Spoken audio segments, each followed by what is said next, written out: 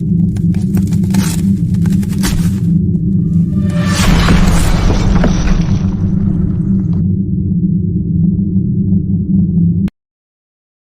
and we're live. Welcome back to Team ER Finals versus Team Chunk. My webcam seems to have not been working, but I don't know what's going on with that. But either way, it was working when I set it up a second ago. Uh, Either way, we'll continue for the time being.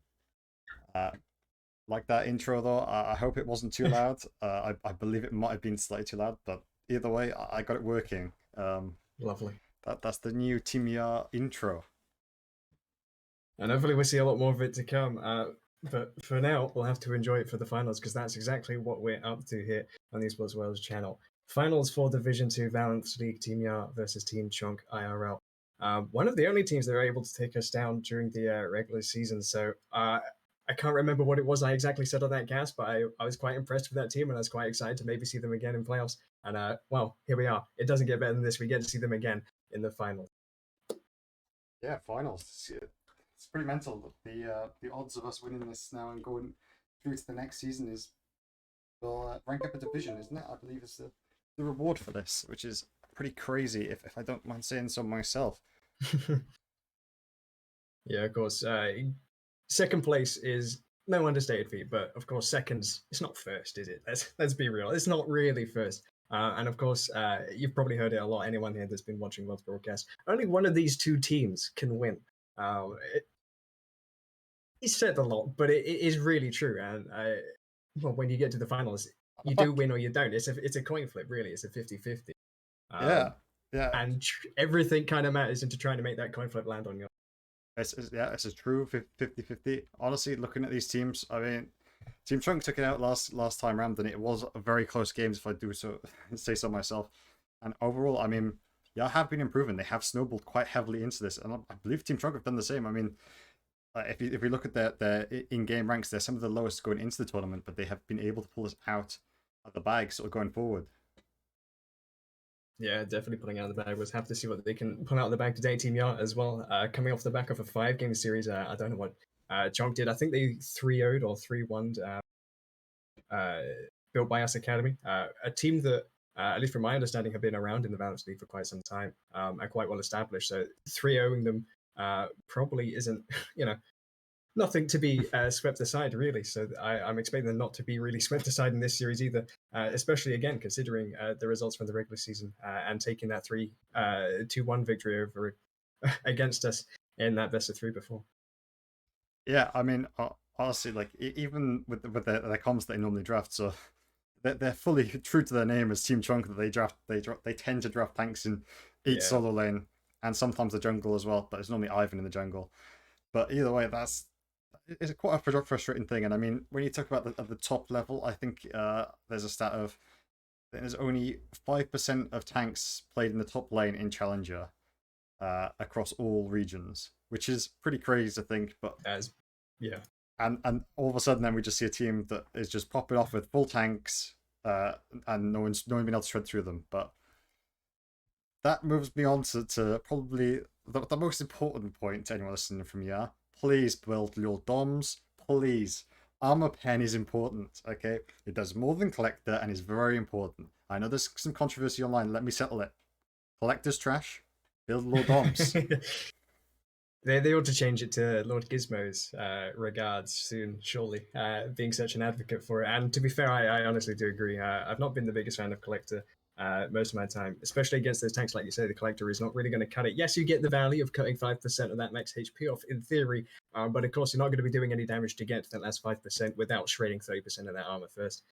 Exactly that. And again, you bring the point up with the Ivan and the draft style of being heavy tank compositions, and I think that's something I've loved so far throughout this series, that these teams have been pretty well defined. Our first quarterfinal was super interesting, especially the game one against the Cassiopeia with those flexes. I super love their drafting. Last week against Haven, I could kind of coined it the chaos drafts. It was something that was hard to predict and hard to expect with Swain's unique bot lanes and everything else.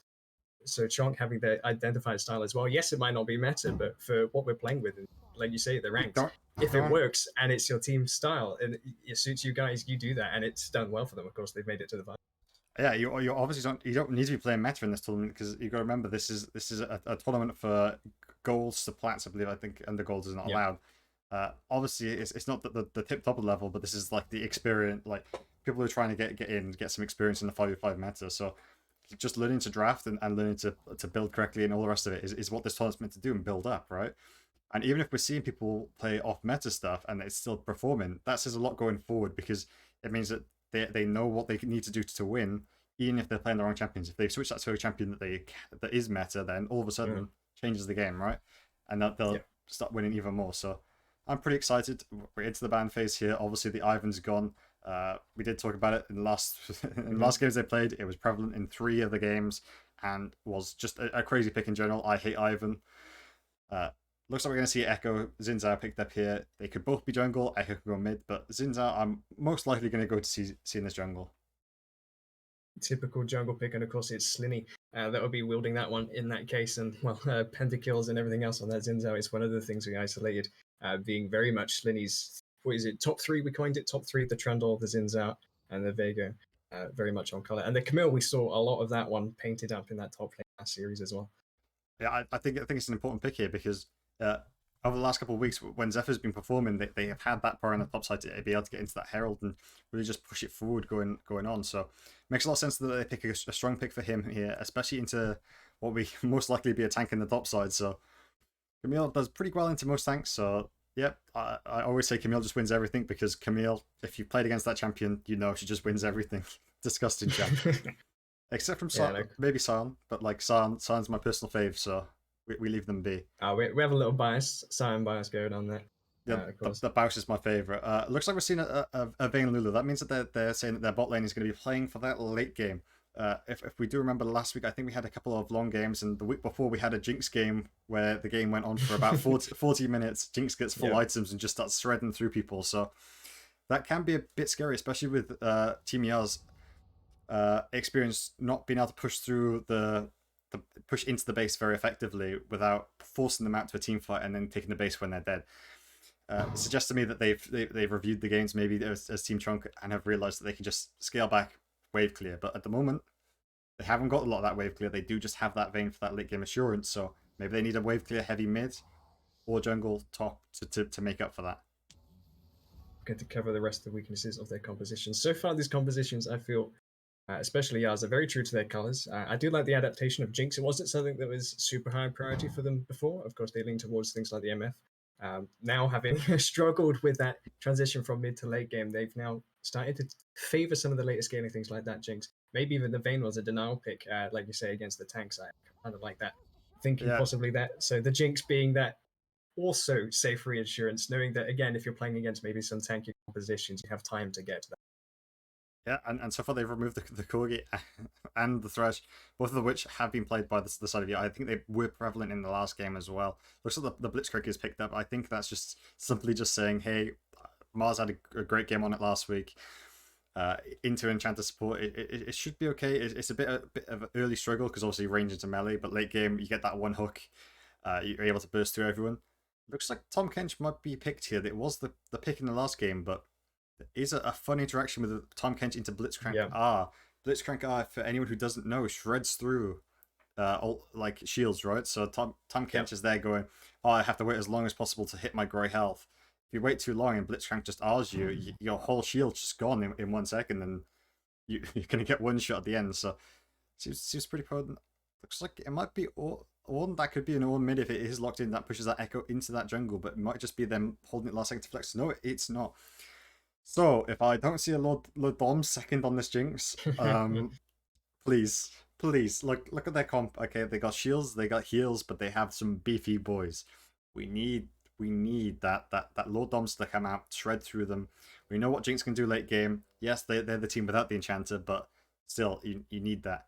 But on the side of Team Chunk, they have the tanks, but they also have the Vayne Lulu bot lane insurance. Skilling. I'm not sure how their mid will do into the TF because obviously range versus melee. Pretty hard to burst through him, but you can pretty much abuse his CS ability. But I feel like their insurance to get to that mid game will just be on that Echo, and then the Vayne should carry on after that. Yeah, I'm a little bit concerned for Chonk's composition, right? I think that Blitzcrank, you highlighting that interaction, makes these team fights a lot more difficult for Chonk, as you say. I do like the Time Kench being able to devour up the Vayne, the Echo in a tricky situation, sometimes maybe even the Lulu if she gets caught. Um, but again, that's maybe the best look you have at the moment going into these team fights. You have the Ornn engage, you have the Echo trying to find a flank, but with the Crescent Guard and Stun Cards and Camille being able to answer you a lot of the time on those flanks or flanking positions, it seems a little hard for me to imagine the fights that Team Chonk want to find themselves with as well. The early game, I feel like I'm giving the edge here to Jan. Like you say, the Vayne's the scaling carry. Echo can have a strong early game, whatever lane he ends up in at the time catch. Yes, he can be a bit of a bully, but the priority to me seems to reek very much of Ya. And having the Zins out to capitalize on that with and a TF ultimate to follow into that mid game with, I'm a little concerned. Yeah, I mean we've seen Yard throughout this tournament, right? And that their main focus is either mid and jungle synergy or top and jungle synergy this time around. And overall, I think that the TF will help Slinny because Slinny has been popping off on this ins out season long, right? And Yeah. sometimes he might go for a slight overextension and maybe get caught, right? But now all of a sudden you've got a TF ulti that can just get in there. We'll probably have a TP from the Camille, and you can have a Jinx Rocket coming through. And Jinx Rocket, Yeah. let me tell you, I've seen some people hitting some nutty Jinx ultimates recently. Um, and yeah, so he has a lot of backup. Even when he's going for these evades, he can stall with his ultimate. So overall, I feel like he's just going to be opened up on this map when Echo, you're going to have those tanks that are probably last hitting under tower move to try and give prio, but they don't have prio in lane, so they can't come help you. Which just means that Slee's going to be unlocked on this map. Yeah, and this will be our first time seeing, at least for ourselves, I assume Team Chonk have played non-Ivan games, but Merc, the difference from playing Ivan to Echo seems kind of ass to me. Yes, you can kind of have those similar patterns of, gank, throw out a couple of skill shots, get those slows, uh, get the engage in as you would with a jungler, but it feels like a very different style of the Echo to the Ivan that we've seen so far. Of course, Ivan taken away this time around. Yeah, I mean, it's definitely a change in mechanics there, switching to that Echo, but as the main AP source there, and probably going to have to be the reason to get through to that mid game. I'm expecting the Echo to try and come down to the spot side as often as possible, but as soon as that TF gets 6, those ganks are going to be threatened by the TF roam, and I don't think the Ornn will be able to stop the TF effectively, because he has to call his ultimate in to be able to stop him, or knock him up from a wall. And those should all take longer than the ultimate cast time from the TF if he positions correctly to be able to get those off. So Yeah. I feel like this TF ultimate is just going to be unlocked around the map. If they do put a lot of pressure on his bot side, as soon as TF hits 6, I expect as soon as he can, the Destiny's going to be used bot side every time. And of course, with the Blitzcrank to set you up in that vicinity as well, Gold Card into Hook. There's no real escape from that one, right? Yeah, you can always just No go for the win wall this time before, right? There's not a lot of counter mechanics to that, as you say. flashy. I mean, there's nothing more you need to learn on Blitzcrank other than flashy or even just W just to get into range. Uh, yeah, it might have a bit of a problem in this early game, but you got to bear in mind that the Blitzcrank can also shred the Lulu shields that come out. So the only counter is the Lulu will have the polymorph, which most of the time will be going to the Vayne to give her the extra attack speed to get that procs off, or the Wild Growth for ultimate to be able to give her that extra, to give that Vayne the extra 300 HP to last in that lane, because the shields, if the Blitzcrank ultimate comes down, instantly gone, as we talked about previously, and he can just follow her through with some knockups and stuff. So yes, it's hard for him to lock down this Vayne, but once he gets on top of it, I don't think she'll be able to move, and I think she'll be one shot. Think she will be one shot as well, like you say, trying to put the focus in that bot lane. Maybe you can put your focus on that really, try and prevent this TF from just blowing up the game. Has opted into the Predator as well. So I think seeing a lot of, I played it once in ARAM and it felt quite fun. Not very useful, but very fun. And I imagine also on his Rift it has quite a bit more impact, of course, being able to get yourself into that side lane and then maybe ult somewhere else across the map so you can influence all 3 lanes at once. We'll have to see how well Harry can live up to that expectation. Across the rest of the board, nothing really too surprising. I don't think Spellbook option for Ornn maybe the most curious. Yeah, it just opens him up to take trades with using the summoner spells in that lane. But overall, I think it should be okay. Looks like he's starting off with just the pot start though. Obviously, he can build items in lane, so that's not too scary going forward. Looks like there might be a bit of a level 1 here cheese from both sides. Blitzcrank Hook is available. As we all know, Blitzcrank, every time they like to invade with that ultimate. But looks like they're going for the wrong side. onto the rift, so I'll catch myself up with the times 8 speed. And as you say, a little bit of a cheeky invade. We got the wards coming down already. Got the counter invade on the bottom side. I do love to see these level ones. It's something that I wasn't really expecting from Valence, but the kind of progression that these have had already, I do super enjoy. Yeah, I feel like invades are actually more prevalent at the during the lower elo because Mm. it's like if you get that kill, you might be able to tilt someone and all the rest of it. But either way, I mean, looks like it came to nothing in the end, and we get some nice walls there from Yar, and Chunk just left out with pretty much nothing out of that, except from a slow walk for the Tom Kench back up to that top side. The slow walk, maybe not quite the walk of shame, not as of yet. Has his TP, whatever else available. No death on his mark, so no shame here so far for experiment.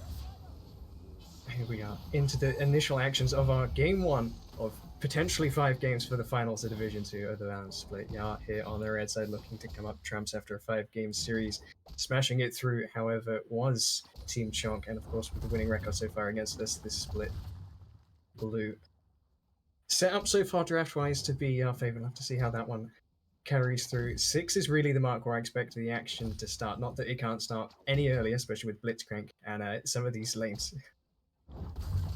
Yeah, we are seeing both junglers path up to this top side, so maybe we'll see that happen at about around 3 minutes 30.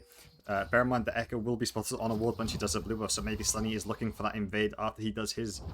Obviously, it's not as great from him, but not to have that blue buff, not to have that red buff. But either way, I think it could be the pathing option. Perez on the main map as well. Everyone at home to see how that one progresses, as you say, looking for that 3:30-minute mark. Most of the time that I look at the top, I see first blood. It's normally around that 3-minute 30 mark, as you say. It tends to be the time that junglers have reached that top lane.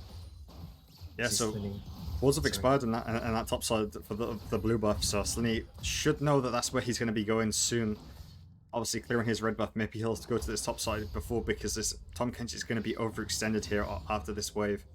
Zephyr trying to push to the side just so he might be able to freeze it slightly in against them. Looks like he's going for the blue buff invade there. Pink's coming down. There's a roam from Mars here coming up to this mid lane to back up if anything goes wrong here. A lot of walking already going on, as you say. Looking for that invade. Pink's coming down. The camera will take us here just now. Slenny finds himself an Echo. Gets not quite the smite, so double buffs a piece. Gets the stun in and gets to walk away. Face rush coming through. Gold card now here connects onto the Ornn, and the knockup plus the ignite and the punch up on the backside. Mars with that early roam here at level 2. Sydney in the vicinity now as well. Is going to connect. The wind becomes lightning and gets himself 400 gold for that. Yeah, and I mean, what a great setup there. I mean, Mars roamed probably an unorthodox time there to be able to get to that mid lane, able to apply that pressure. Yellow card into knockup hook, pretty free, and now Jinx is just able to push us under tower because she's not under threat by the Vayne Lulu to be able to dive her. Yeah, and if you take a look at the CS, the Jinx loses nothing for her either, so if anything, she's ahead rank because of the EXP. And supports, of course, as long as Blitzcrank has his hook, that's all he really needs until, Tom Kench gets his E, at which point he'll probably need his ultimate for the rest of the game. But, of course, yeah, it's coming up trumps plus the 400 gold and maybe the minor XP advantages to where you want them. Yeah, and bear in mind in that mid lane we do have a TF with Predator. Predator has risen in priority a lot recently and should allow him to always land those stun cards on the important targets. The only answer will be the cleanse from the Vayne late game, but onto this Ornn, I think it should be able to land most of the time until the Heave rotates onto that cleanse himself. Yeah, of course. The Vayne's going to be somewhat difficult to get towards you. You have the Polymorph, of course, to protect it, plus the Wild Growth, plus the Devour, plus the Cleanse, as you say. So there is a bit of mitigation here for that Vayne, but of course, the more you can throw it, and of course, the more opportunities you can create with Predator to do that, the less likely she'll have these tools every time to protect it. So, good start here for you. I'll have to keep our eyes. I don't know what gender your eyes are. Mine are apparently guys, but they'll be keeping their eyes peeled. Looks like Slenny's going to be going for an invade. He might push towards this mid side. If he gets this kill, he might be able to rotate over to this Cloud Drake, but looks like Echo's going to be in the area, might be spotted out. Oh, they spot each other at the same time. Here comes the Audacious Charge, plus the slow from Whip comes Lightning. Dodges away from whatever that most annoying time turner thingy is. Oh, look at this pressure from Mars. Playing inside the bushes makes it very hard for a ranged enchanter to be able to walk up to him. The rate of that hook is massive. It goes slightly wide, but that cooldown should be coming up in about 15 seconds, and he can do the exact same thing, apply that pressure by just walking up. Slenny looks to be walking behind them. Maybe he'll go towards that Drake, maybe he just takes the blast cone over. Yeah. Let's go over. He's going to dodge around from that Triforce Vision. Might get spotted on it as he comes around. He's going to be hugging the wall to dodge it for a while. Here comes the W movement speed here from the Blue Sky. Going to get the flash straight into the polymorph. Still connects the knockup. Condemn on the other side is going to keep slinging out of this one, but the wild wind becomes lightning is going to. And gold goes over to Slinny yet again. 2-0 start for the Arjo. Yeah, a great polymorph there to be able to stop the Blitzcrank Flash EE combination, but at the end of the day, there's traps down afterwards. It looks like we're seeing another engage here by the new one onto the TF. Yeah, traps in the mid lane setting up here, but the TP's going to follow, and Echo gets the blink over the wall, following the TF as well. The gold card plus the Predator is going to keep him locked up here. Going to get the Destiny as well to make sure they have vision here for Zypher, who's TP'd into the lane. He's going to be the one benefiting from that kill, so a great answer here from Yar to reply. And that opens up the Cloud Drake going forward, so that's a Cloud Drake and 2 kills in the side of Yar. Yeah, definitely the boon you want to see already. Just about 2k gold up from this as well. Take a quick look at the gold. There's a 10 CS advantage in that top lane, as well as those now 3 kills stacking up, and the Drake first to be on the card as well, as you mentioned, a Cloud. Keep an eye to see what the next Drake will be. Of course, Jinx still doing quite healthily in that bot lane, so yeah, coming out very much trumps in this early game, perhaps to our expectation looking at the draft. Yeah, I mean, they have got a very early game focused draft, and because they got this Cloud Drake, and it's going to be a Mountain Drake next, we know it's going to be Infernal or Ocean Soul, which is going to be massive for the side of Yar. So if they're able to stack up this next Drake, they will have Drake pressure going forward, and will have to pull the side of Team Chunk there every single time. I would like to see a rotation from Yar up to this Herald in 45 seconds. I wonder if they're going to do it. Mars has been on point with his roams, so I'm expecting to see them do it, and if they do turn up there, they do seem to have priority in most lanes to be able to do this. Yeah, exactly. The Destiny was used just before an be up, in about half its cooldown's time. Predator will be available for then as well, so of course being able to get their members where they want with this Herald, as you mentioned, very shortly in 25 seconds. Not going to be opting to roam their bot lane up, although I expect Mars to be able to waddle his way out there. Has the mobility boost to do so. Yeah, it looks like Slinny's just got to clear his bot side first, and then he'll be going up to top side just for his red buff to spawn into the Herald maybe, but looks like Team Punk aren't rotating over either, but there is a large wave crashing in that top side for Zephyr to catch. At the moment the pieces seem set to perhaps die for bot lane. There is that ward just next to the scuttle that might spot it out. If they decide to stick around the bot side, they're not prioritized the Herald on spawn, which it doesn't seem really to be the case. Just going to be trading waves to the mid lane as well, trying to dodge in and out of the vision, trying to create some space and information. Seems always going to be first to set up around this hero, give like Team Chunk a bit of priority. Yeah, Team Chunk have got the vision set up somewhat well around this Herald. They will be able to know if anything's happened, but it looks like Slinny's going to prioritize going for this bot gank. This should open up Echo to go for this Herald. They should be able to see him on the map now. Should just run straight there and start it. So if this dive doesn't go well, you know that the Echo's going to be getting a kill's worth of plates off of that, maybe even a kill and a half. So yeah, the dive's been pulled off, and Echo should be able to pick up this Herald and then use it for power platings afterwards. Yeah, dropping the ball there is as you say, the dive being called off. It means that Yara getting nothing for their time invested in that bot side. Unless they find something here on the back of this hook, plus the chompers, plus the zap, plus the ignite, plus the damage from the Super Mega Death Rocket makes a Super Mega Death kill in favor of Blitzcrank. I think with the ignite, the great buffer there from one's going to keep himself out of any more trouble. It's Chunk losing out on that bottom side. Yeah, what a great hook, and obviously, like, look at the XP difference as well. Zania was 2 levels up on the Vayne, just simply because of the roams that Mars has done, and the fact that she catched a massive wave after resetting, which meant that she got slight catch-up XP, but looks like they're going for another dive here. Yeah, could be more, as you say, condemn into the wall, no tower aggro being taken yet, the Hextech Tower not really doing too much here for the side of Chunk. The Aftershock not going to keep Blitz alive too much longer. The Orhorn's going to come in to try and intervene here, but the Jinx is the one trumping out the Vayne, this time on the bottom side, going to get knocked up, but should be also able to get out. Yeah, and that's massive for the side of Team Yard, because that Jinx is now winning this lane super hard and should be able to snowball harder than this Vayne early on. And this Vayne is just going to have to sit in the side lane and farm up until she's able to match this Jinx. And we all know what a 3-item Jinx can do, as we've seen previously. Yeah, the sooner that you hit that late game, a little bit of Devour comes in, getting a bit of taste here of Zypher. The unstoppable Hextech comes out on the backside. The sweep command for the slows coming out as well. Tahm Kench kills this. Down to half. Tahm Kench kills this, as you say. Zypher started the series last time, I think, suffering into that Tahm Kench matchup.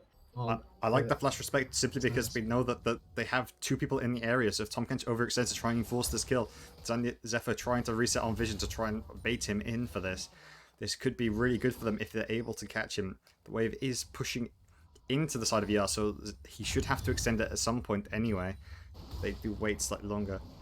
Yeah, it's starting to smell fishy. They're waiting around for quite some time to try and get him in the op I mean, position. you've seen the communal pick reset 3 times, please. You must know that they got ganking for that.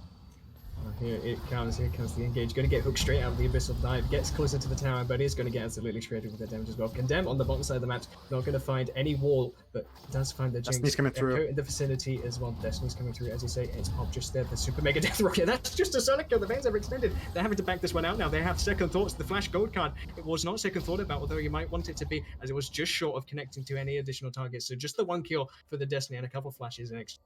Yeah, the Vayne just taking too many tower shots, really trying to force that play because they saw the Blitzcrank topside, trying to call over the Echo to try and make something happen, but you then have to walk. You then walk back to the tower past the Jinx, who's just going to get free autos on you because if you auto attack, you're going to get shredded by the tower again, and it's just a free kill for the side of the Jinx. I was about to make an arcane reference, but I don't want to give out any real spoilers. No spoilers, please. No, no spoilers. I was so very close, but I thought, wait, no, maybe not everyone's seen it. But Jinx doing what she does best, getting kills on the boarding. See, already 2-0-2 here in that late game already, scaling up real fast. 2 plates to a name as well. And with this pressure in mid lane and bot lane, they should be able to convert this into Drake here, even just getting the vision for it set up and then pulling back onto it. Maybe looking for the Ornn. Ooh, slightly wide. If only they made Blitzcrank's hook just even that bit longer, you know? They've already made it long enough. 150 range, that would have been nice. 105 maybe additional range. Just add a little bit more, but looks like they're just going to take the red buff off the side of Team Chunk and then wait back on this. But Echo is the top side. Echo doesn't care at this point. They should be able to fall back on this Drake on the other side, though. That's the gold drinker alarm. Slenny 3-0, happy with his little gold drinker there. I'll say that. There's a gank alarm going up here in the top side as Echo is able to find the sun just nice shy of the the Hextech ultimate, as you say. Going to dodge that one and going to get the chrono break out of there as well. The TP's coming in though. Cypher able to keep himself alive. A bit of a habit recently. Going to re-engage here with the wall dive. Gets the grasp on the backswing. He's going to get tongued up on the backside. The red card through the middle is going to find the Echo for the tread couple. The Abyssal Voyage going to come up and knock up. Parry on the back side of it, and another knockup following through with the Ornn, looking to finalize that kill. 2-for-1 in the exchange for the top side, but of course the Dragon falls on the bottom side. Nothing ventured, nothing gained. Yeah, the Chunky Boys on the top side just turning up having a party with that Echo. But looks like there's going to be a setup for a gank in the bot side as a return. Should be a dive here if they can attempt it. They are clearing the vision, they are trying to push the wave. Maz going alone. Oh, Tiffy's coming through. Strike. The dodge just very so crucial. Flashing away from the cadet also just about dodges to understand the Herald going to be popped in the base, it seems, not being used on that top side. Should walk towards that mid side now. I don't know if you want to push the Platons onto the Ornn. I think you'd much rather on this Vayne, but I guess maybe it was a misclick or maybe the timer was expiring. Most likely the timer was expiring, but if that doesn't crash, that's good for the side of Team ER because they nearly, well, they mess up the dive in return for that Herald, so it should just be a 50 gold exchange if they can stop it. Looks like the wave's pushed in, yeah, it's going to get the charge off. I think Jan's fully reset, so if they look for a fight here, they might not be in the best position to do so. 3 mythics completed on the top side of the map, whilst only 2 the side of Yar. But it is a 3-0 Zinzao, and it's Slinny, one of his most comfortable champions. Not going to opt into the fight there, just going to get the charge and let that one go. Bit of recovery in terms of the gold there for Chonk with that win on the top side as well. So it's up to Yar now to make sure that this advantage does not waver, and they're looking to do so here in the chickens. Oh, blue card. Just ever so wide of the hook there, just keeping himself alive. But he's forced out of the jungle. If it was red card or yellow card there, that was a kill there. Just slight misplay there. But looks like they're going to go on to There's a Destiny going on, but it's going to go into this bot side, as you say. There's action going in on the top side. We'll have to leave that one be for now as the Wild Growth comes out onto Vayne, but I don't think it's going to be enough. Does tumble away from the Super Mega Death Rocket, and again, that's another kill for Blitzcrank on the top side. The Abyssal Voyage interrupts the blast cone. What timing on that? That's going to be huge. Going to keep the Cypher from getting out of there, and that's a kill on the top side in exchange, but they should be able to find the tower on the bot side as an advantage. Yeah, and both these kills are going onto these tanky members, but the Jinx is getting fed in this pod side, and as soon as she gets a reset now, she's going to have Kraken, and it should go straight into LDR. Some people would like to go Runaan's Hurricane, but I think LDR this time around is the perfect build to go second. Yeah, especially if you're in this position, right? When you're already ahead and you're already basically fed, you want to start to push that advantage. Yes, you keep yourself and your bounty alive with that Hurricane, but being able to close and be a continuous threat throughout this game.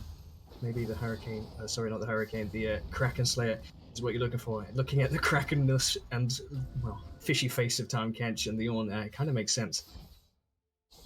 Yeah, and Jinx doesn't need the collector because she has the ultimate with the execute on anyway, so it really just makes sense to go for the collector if they do. Runin's obviously feels great on her because the attack speed that you do gain, and the ability to spread across all members, but I honestly think, yep, the LDR needs to come through. They have two massive members on the side of their team. You have to deal with them, and this Vayne is the one to do it. Vayne is the one to do it. Has now completed the shield bow, and we see the amount of work that does for so many champions, trying to keep herself alive in these fights, going to try and create some space on top of the space that the Lulu provides in the front line. So Vayne very much the one individual want to keep our eyes on throughout these fights, and of course Echo, the second one. We've seen before, Yar struggles to close against a good AD carry. I'll have to see what Arigato can pull off on this Vayne. So set up at 1 and 3, set to do so. Ooh, the hook ever so short again. So close. But look at this Jinx. He's just sort of neutralized in this lane because he's not able to push super hard against this tank, and he's just able to farm into tower. And Vayne's catching massive waves to the bot side. Action going on here with the Destiny coming through here on. Oh, great. But with the gold card, it's going to prevent him getting the second cast. Looking for the second gold card. He's going to connect here onto Ornn again. Going to get pulled the other side of the wall where the Yar members are. That's not where you want to be. You might be unstoppable, but you're not unkillable. Ornn going to fall in the mid. Yeah, but look at how beefy he is. If the Vayne was there, they might have been able to turn something back around. It did take a long time. Looks like Zanya might be caught out on this top side. Needs to flash the knockup, doesn't do it. Yeah, isolated with the fish is going to get pulled to the other side of the chompers, exactly not where Jinx wants to be. Going to get licked up, going to the heal as well, going to be holding onto the flash though, knowing that maybe it's a bit of a fruitless effort, going to buy some time instead. The mid lane tower is going to go. Flashes, I think, the other side of the wall. No. Missing Pinks come down, but the Tahm Kench flashes down. We did not get to see that on the directed camera, but I think that Tahm Kench just failed to flash the wall. If you're that Tahm Kench, you're so happy that didn't show on stream. That's so embarrassing that jump over the wall. I think it was a bit ambitious to invest those sums from the side of the Jinx. But yeah, able to get out at the back end of that. Looks like they are going to the LDR, thank God. But yeah, able to get out of that somehow. I honestly, it's mental that they're able to get out of that. But in these fights now, she will be vulnerable of these knockups, the Ornn ult, the Tahm Kench jump in, and the Echo W. So yes, you got out, but you've now lost the opportunity to team fight more aggressively with this Drake coming up in 2 seconds. Yeah, exactly that. And you mentioned it earlier, the kind of party boys, the chunky boys, with all their knockups, kind of a bouncy castle kind of theme going on here. Though, in those kind of closed scenarios in the river around those dragon pits, it's a great place to set up a bouncy castle. Not going to lie. Looks like that flash, it's going to be very hard to get away from. Looks like Echo's just trying to steal this on the bot side. TF Destiny used in response to be able to open up and find where the members are, but looks like it's just going to be handed over to them at this point. And that's sole point for them.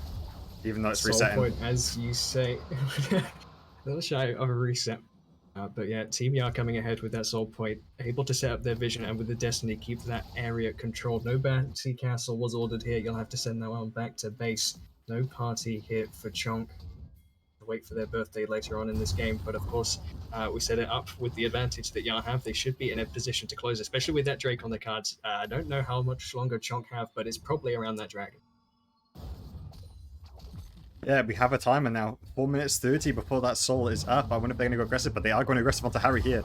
Yeah, nice. Speaking of time, it might just be up here for Harry. He's going to flash, but of course, just going to drop at the end with all of that CC coming in tow. And the hook just a little wide, just a little reminder that he could land those any time he wants, but he just didn't want to. Just not feeling like it today, you know. Just one of those days, but either way, that's a massive pickup here. They are pinging for the dive here. So yeah, Jinx, no flash, but... remember. Gonna have to see what goes in, and the double knock up here from the Ornn's huge, connects it here onto the pillar, and the double stun to follow up from the Echo as well. Zandiar's not going to be able to find any room to turn anything around on this one. Oh, I take that back. He's able to find one in turn onto the Ornn. I mean, I don't know if it was on purpose, but that Ornn tanking that tower actually saved their lives, because obviously the Ornn can tank so much more. You can see what 2 tower shots into the Vayne. Imagine if he dropped out slightly earlier, she would have gone down in return. That's pretty massive for the side of Team Chunk. They're able to kill the bot lane of Team Yar and their mid laner. Only the Ornn. Massive. And look at the gold leaders coming back in their favour. Yes, they're down these Drakes, but you do have the Vayne for late game, and if she can get these shutdowns from the side of Yar, I'm sure she'll be the problem going forward. Yeah, exactly that. That's the point I was going to make. You can take a look at this gold lead. It was 3k a little while ago. Now there's only 1 tower lead and just about the 3 Drakes in it. Of course, the gold lead has stymied, and as you say, the Vayne's been the one benefiting the longer this game goes. Yes, we have a bit of a timer, but of course, a Vayne kind of has her own clock as well. Really rude, basically, to forget if you ignore that one. maybe a bit of an overextension here. Mars going to be able to use the blast gun. This rally is his bomb, but I don't think anything more is going to come of it. Did get the aftershock prop from the blast gun. A little bit of a cute interaction to anyone who didn't know. But yeah, as we're saying, right, we're at this kind of mid-game point now. The laning phase is definitely over, and Yar had that gold lead, and it's fallen off. Yeah, pretty heavily, but there was some great plays by the side of Team Chunk to be able to reclaim it. Looks like they are trying to get some vision here, ready for the Baron setup. They are just trading vision back and forth, but there is a ward in that bush as well as a control ward. That's a sneaky little trick that you learn now and then. In lower elo, people don't scan; they just go for the ones that they can see, and it works really well. Never mind, Slinny's on top of it. He knows what he's doing. Gets that. In that one. Hey, he's just listening to me like 5 minutes ahead. He's listening backwards in time. He knows what I'm talking about here. But it looks like they got that vision set up for that Baron, so they can. And the flash hook lands, and that's exactly the start you want to find. There's no peel for the Jinx if she's stuck in the middle of your team. The Ornhorn's going to come through, but I don't know how much they can do without that Vayne. That shield bow was melted through almost instantly. The members are going to try to follow up here, and the Crescent Guard's going to try and create some space. Mars coming through with those bait hooks. He can't land those hooks. We're fine to step up here. Gets caught out in that mid lane. And with Vayne down and those ultis used, are we going to see them rotate over to this Baron? It looks like they're going to just try and push this tower down, but they are going to lose the minion wave. Should they rotate over to Baron, clear that vision out, and then go for it? I don't know. Vayne is up in 10 seconds. Might not be enough time, and of course, a lot was invested into that kill. Destiny popped. Popped, and maybe the health bars popped as the double stun comes through. The shutdown there onto Jinx. The rest of the members following through, looking for a little bit more, but he's going to get cold card and punched up and locked up on the backside of that. One's going to have to force the Connor break out of it. The TP's coming through as well. Slinny knocked up as that shut down. Remember the gold card coming through. That's the third one. This fight here comes the time catch in the vicinity. Zypher now in tow as well. Is going to get the grasp in the Hextech Protocol shield coming through the time catch. But they're just so beefy. So much more. The Vayne has arrived. She was up in 10 seconds. She's made it back in time for these gold cards to come through. There's not enough time you can buy to keep Team Chunk out of this game this time. The double kill for Vayne flashing over the wall. That's Baron. Maybe the Baron as well. A slight overextension from the bot lane of Team ER just opened up Echo to find the perfect pick on them, the stun forward, and then after that, then they're just too beefy for anyone else to deal with. No one else having the LDR yet in their inventory to be able to shred through them. Camille sits up a bit late, but that just opens up the free Baron for them. Free Baron, as you say, and it comes with those kills in that mid lane as well. You take a look at the gold now, it is very much in favor of Chonk, and nice and comfortable 2k. You have a look at that timer. Timers is kind of the name of the game we've been having so far for this mid game. 20 seconds now for that Ocean. So yeah, have the TP available on Harry, sending him top with that Destiny available as well. You can see all the members on the map for Chunk rushing over there. Do not want to give over that soul. The perk for Yara is that they didn't use too many summons in that fight. They committed, but are they going to be in trouble here? Because Team Chunk, their shutdowns went onto that Vayne. The Vayne does have now equal items to this Jinx, and he's been shredding it through them. So yeah, this will be an interesting one going forward. Looks like we coming in. I don't know if they can get into this pit. Here comes the Destiny. They are slightly behind, as you say. The Rocket's going to go far, and the soul is denied for now. They're in the choke to set up this bouncing castle, but the gold card is going to prevent it from being set up over so fast. But the kills are coming through on the backside of the fight. There's two sides of the fight going on the front side. Selene looking to get away. That shutdown is going to be all but nil in a second. Double kill here for the Vayne on the front side of the fight. The rest of the members are getting out of there. Harry, the only one left standing. There's a fight. The Baron and the Drake denied for Team Chong. Yeah, they're just really turning it on now, and with Zandia just instantly going down in that fight, they're just able to shred through everyone else. No one else has the damage to shred through these massive tanks, and they're only going to get tanky going forward, and looks like it could be just an inhib opened up here. Yeah, the Lord Dom's regards not doing enough for Jinx, burning that flash cooldown just about as well. As you say, the cooldown of the death timers of the members could just yield here an inhibitor for Team Chonk on the backside of that. Harry's just going to have to watch his Piltover towers fall. Nothing arcade or magical. He can put out the hat to stop that one. And let's preserve the inhibitor though, as the members are just about up in time. Still, Chonk coming up very much far ahead. That 2k gold lead has now stretched to a healthy 5. Yeah, and it's only going to get worse by the time the Echo finishes stealing all these camps on the backside. Hopefully it won't overstay, but I think if you're Team Yard, do you want to just give this inhib? Just let your Jinx farm that wave? You have 3 minutes where you're not going to be able to do anything here. No objectives up. I would have given inhib there and just let my Jinx farm that wave for free there. Get that extra gold and XP on her so she can become that late game beast that we all know she can be. And yeah, of course, now swapping over to gold, I can see that Jinx is 1.5k gold behind on this Vayne, which is quite the turnaround considering the way the game started. 5 kills now for the Vayne as well. The shutdown is what Vayne's wearing, not the Jinx this time. Lord Dominic's regard included now for Jinx, but of course 3 items now for Vayne as well. It's looking a little bit down, as you say. Maybe that inhibitor could have been a boon. So perhaps leaving it was a bit of foresight here for Chonk to see Yeah, how they and wish to close this one, because Yar haven't been in this position too many times. yeah, it's just a bit unfortunate for Yard. They took the fights at the wrong times without their main damage source. Yes, Slinny was there, but Slinny can't shred through the tanks at this point. He's fallen off into that comp, and the Jinx just wasn't there. So all of a sudden, then you're just hitting away at these top laners, and if we know anything about top laners, that they can hit away at each other all day, and it's not going to come to anything. Zephyr going aggressive here, but they are 2 levels down on that one. Yeah, I just noticed that myself. I took a look at the levels and you can see 15 for the Ornn and 15 for the Kench. You look at the rest of the solo laners of the members on the side of Yar, and they're sat there at 13. Present Guard going to come through and prevent the Ornn damage follow-up. All that's half of the Lulu's HP gone, and the Polymorph down as well. The Destiny's going to put Harry a little bit outside the fight. He's looking to close up into the gap here. Jinx untouched as well. This could be the fight they're looking for as long as they can get through the members. The Vayne is untouched, however, in return, double kill already. Going to get locked up here with the gold card, and the Everfrost going to give some space for Yar to get out, but that's 2 members down already. They weren't able to burn through that front side. The Abyssal Void is going to carry on this team fight. Time Catch getting in the vicinity again. Vayne untouched now with their red buff as well, looking to get those red inhibitors and those red health bars down to 0. That's the inhibitor now gone with but 1 kind of minion. Let's see what else they can do. They're marching forward. They have the wave a little bit behind them. They can tank the towers if they wanted to themselves. The Tomcats can just walk in and tank the towers, but it looks like they're just going to back off here. Maybe they wait for the next wave. Maybe they just go back for the jungle camps. But there's nothing they can gain from this objective-wise, so it's just their kills on the board. Great punish there by them, but did they give up many Sunder spells in return? No, they didn't. But Team Yard did. No, they didn't. They just used ultis. My bad. But either way, I mean, some great collapse play there from the side of Team Chunk here. Yeah, even answering the Destiny and being able to bring the Mana Avenger, they just group up with those 5 members, put the Lulu right on top of the Vayne, and yeah, the Lulu got halfling. Yes, the Camille was polymorphed at the start of that fight, but still, Yar weren't able to find an answer for those frontline members, despite the Jinx being untouched and opening up into that frontline. I was so surprised that fight was not a little bit more conclusive. Then I had to look at the timer. We're only just on the cusp of 30 minutes here at 27, almost cresting 28. It felt already the tension in the air for this final game 1 being so back and forth. It felt so much later. Yeah, and I mean, this Vayne just able to last hit all of these kills, getting these massive shutdowns, able to snowball so heavily into this from this mid game into this late game. When coming into mid game, they were what 1-4, and now all of a sudden you're talking 7-4. That's a crazy amount of gold injected, and look at the item difference already. She's a full item ahead of this Jinx, who was destroying her in lane. Sorry, I called it Vayne. Excuse me. Understandable, but yeah, as you're saying, I was about to talk about those hooks in that mid game, and here it comes, a hook in the late game. The Destiny coming through as well, trying to get Harry into the vicinity. The Wildcard's going to prevent that gold card from coming down just about in time, and it gives Team Chonk the time to get in there, but it also gives Jinx the time to open fire, putting powder in the barrel of her gun. She's able to open up onto the front side. Look, just now shred through that Tom Kench, but she's isolated on the backside as well as Vayne. Vayne's down. I was not paying attention to that side of the fight. I thought that side was written off. Jinx was the one I was paying attention to. She's written off as well. There are no carries in this fight. It's down to the rest of the team. She's dead as well, as you say.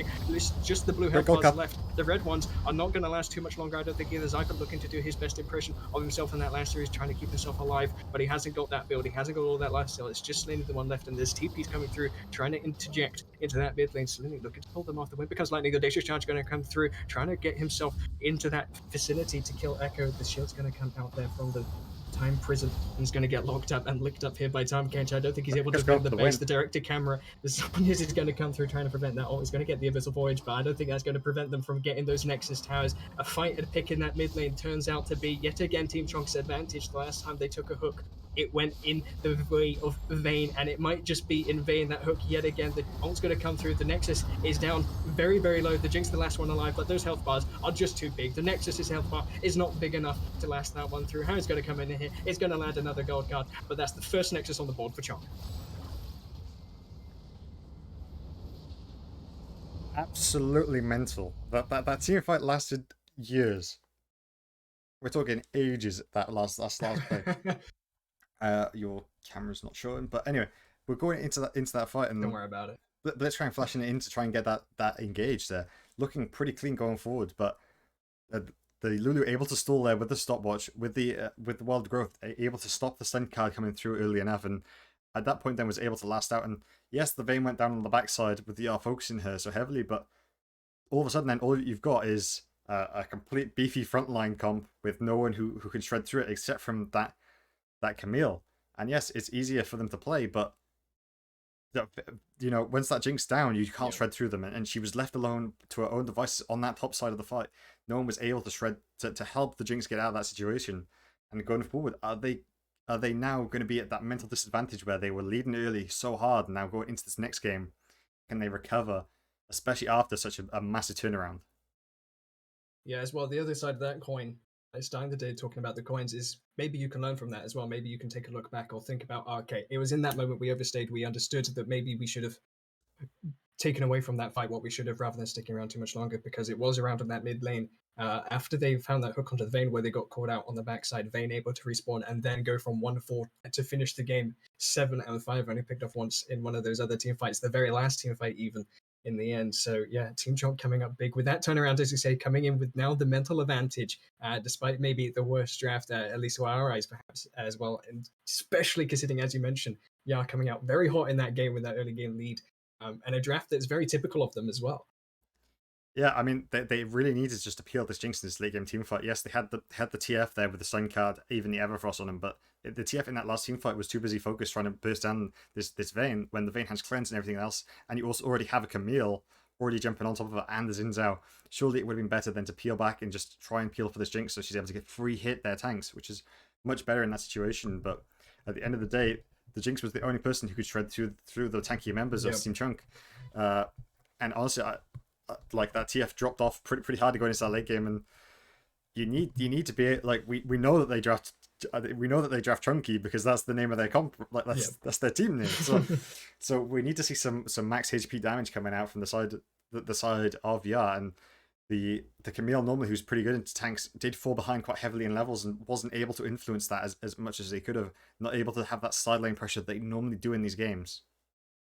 Yeah, Camille kind of had a bit of a quiet game. We saw her struggle in that top lane, had to flash away, and they said members topside to kind of mitigate that one. But of course, Tom Kench able to win out those side lanes later into the game, completing those mythics. Divine Sandra didn't seem to make too much of a dent at any point in that game. I think Zypher spent most of his time TPing around to the rest of the map, and of course, when you lose those team fights, those other advantages that you get from bringing more members to plays to try and get some of those towers really got mitigated. So going into game two, it's up to Jan to maybe change around that draft. Maybe the TF was a great pick macro wise, but in terms of build, second item rapid fire cannon, it's not going to deal with those tanks, as you mentioned, leaving it only to Jinx. And of course, once the Jinx goes, the rest of your game goes with it. So probably take a quick break. Game two is probably not far away from starting, so you can join us back here for game two of the action.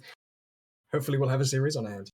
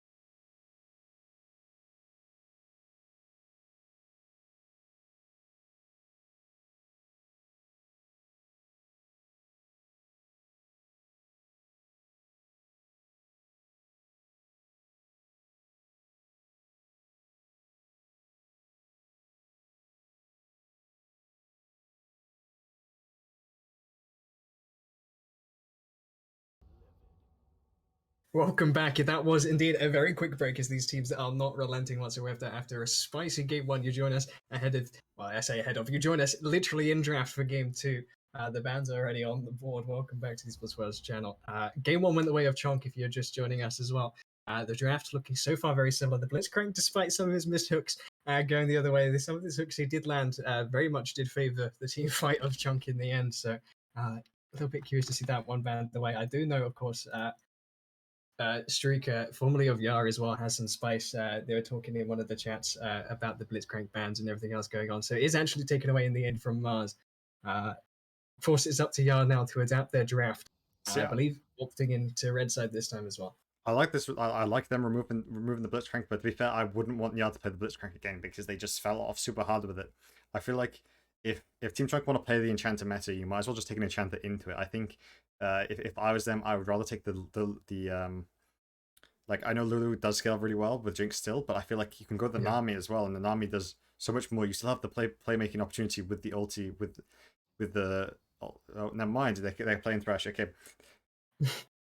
either way, I was gonna say she needs peel in these teams fights, right? So the Nami can do that as well, but also the Thresh has that lantern, the hook, the flay, Yeah. pretty much the same champion as Blitzcrank, but has the ability to play back and also more supportive. So that's really good going forward. I think if they pick up the Jinx again, it's still fine. I do still expect the Lulu Vayne to come out from the side of Team Chunk because they don't really need to do anything different. But looks like they're gonna steal away the Vayne. Yeah, and that was the point I was going to jump to is that the Vayne was open and playing against those chunky champions. Vayne was maybe a denial pick in that sense. So I really love the priority here on Vayne, recognizing the fact that your enemy's weapon could be also your best tool, and that's exactly the case here. Zandy are going to be opting in for that Vayne. The Thresh Okay. as well, we identified in that last team fight. Jinx was isolated. That Lantern's going to help you bring your friends across and make sure you're fighting in the position you exactly want to be, especially with the champion. Yeah, especially in that last team fight, the Jinx was completely isolated by herself, flashing over the wall to try and save herself instead towards the team, and then all of a sudden, then it just left the Ornn and the Tom Kench to jump on top of her. But looks like we're going to see a Morgana picked out here. We do know from the last series they do play Caitlyn Morgana bot lane, so that is a pretty scary bot lane for them to go forward. But they can always just pick like a hyper carry in that bot lane, such as the Jinx again from them. And then that Black Shield will just give them that protection going forward. I wonder if they're still going to play the chunky boys. Looks like the Yone is probably going to be in that mid lane. There has been some Yone top and that Yasuo top. If you have been watching Worlds, Yasuo top was a thing. Thank you, SKT, for ruining my solo queue experience. But either way, they should be picking quite a high damage bot lane. Looks like the Camille's banned out here. Zypher's probably most played pick I would like to say in that top lane banned out, but they did ban out the Kale themselves, which is his other most played champion. So might be seeing a new champ from Zypher, or it'll be that Camille in that top side. Ezreal banned out as well. Yeah, the Fiora was, I think, the other pick that Zypher's typically been leaning to. The Stylus is something that they've flexed a little bit with as well, so we'll have to find out what you are thinking in the end. I feel like the Fiora has quite high odds of coming out Yeah, for now, unless it's taken away. Like, if you're taking away the true damage top laners, things like Camille, things that can go Divine Sandra, Fiora is probably next on the list. yeah, you got Camille Fiora do insane into tanks, right? And then you've Yeah. also got like you can go tank shredders in the mid lane. Then obviously they got the Vayne on their team. So if you are playing into this team comp that is prioritizing tanks, it does work pretty well. It looks like Kiana's been hovered here. I don't know if Harry does play that. It looks like it's just gonna be the TF again. He likes the roam style. Even if it did drop off late, he expects this time that he will be able to maintain the snowballing of this Vayne, and hopefully they won't overextend. The Vayne does have that role, which means that she probably won't fall down to these Echo Ws, but the Vayne role is the old. It works off the old system where if you throw a hook at Vayne who's rolling, if you throw it where she's rolling from, it still hits her because of the way that they coded it back in those days, and they haven't changed it since. So could see some interesting interactions there, but looks like Tom Kedge is going to be picked up in this top side, fully expected. Fully expected. Indeed, definitely had a performance on that one in game one. Very hard to deal with, I feel like. We've seen a couple of Tom Kench games across the board, and Tom Kench to deal with. Ash is something I really like to see. Of course, the volley, the vision, as the hawk shot. That's the one I'm looking for. The hawk shot, of course, very potent, especially in a coordinate. Yeah, the flay's Thresh, or it's a nice cut of meat fillet. Either way, the Ashe just offer them that engage potential as well. They can follow up on the Yone engage or the Tom Kench engage from their side, but I do like the Ashe. She has sort of fallen out of meta, but she should still be able to outrange this Vayne. And if the Vayne does get a bit too forward, starts to roll forward, that the Ashe ult should be easy to land. And I'm a big man who likes the Ashe support, but it looks like it's going to be the ADC pick. I'm sort of really liking the comp from Yar this time around. I think that they have a lot of tools to deal with this Tom Kench, but Chunk have adapted. They saw the Vayne go and they went, well, we won't play that tank in that mid side. But they went for the Yone. Now the difference is last time round they had the Ornn items to come through to let them stay in lane, sustain it fully against the TF poke, because obviously the range into melee matchup. But Yone in TF, I think it's sort of hard for the Yone early on because obviously he can get poked off of all the ways and he has to use his Q to be able to get to use the close the distance and use his E maybe to get that little bit extra. He does also have the shield in his W, but for the most part he will have to play quite far back, and they should have prior on this mid lane Oz Team Yar. Yeah, I quickly want to talk about this Twisted Fate as well, because I believe this is Harry's third game on it that we've seen so far. He hadn't picked it through the regular season, and we saw its first game in the last game, I believe, against Haven, where he had a pretty stellar performance. So he's now 1-1 on the champion, looking to go 2-1, of course, one down so far in the series against Team Chonk. I like the start. I think it's a style that Yar have maybe been looking forward to picking up before, and perhaps that's something they were keeping back in their pocket for finals, but had to bring it out for Haven in the end. So I'm super excited to see what he does with it. I don't know if he's going to adapt his build. Maybe against the last composition, you'd argue for Leandri's. This composition being less tanky, and of course that black shield is going to make it a little more difficult to connect all those gold cards you want to. So I'm curious to see what he's going to go. Do you reckon it's going to be the same? I think last time it made sense for him to go Everfrost. I think you probably wouldn't go Leandris on him simply because you're not going to be hitting them for long periods of time. I think maybe Ludens might have been better for the Magic Pen, which would have got through the tankier members, obviously because some of them had prioritized quite somewhat heavily into the AP as well as the armor, so that might have worked out pretty well for them. But yeah, I expect Everfrost to Ludens again.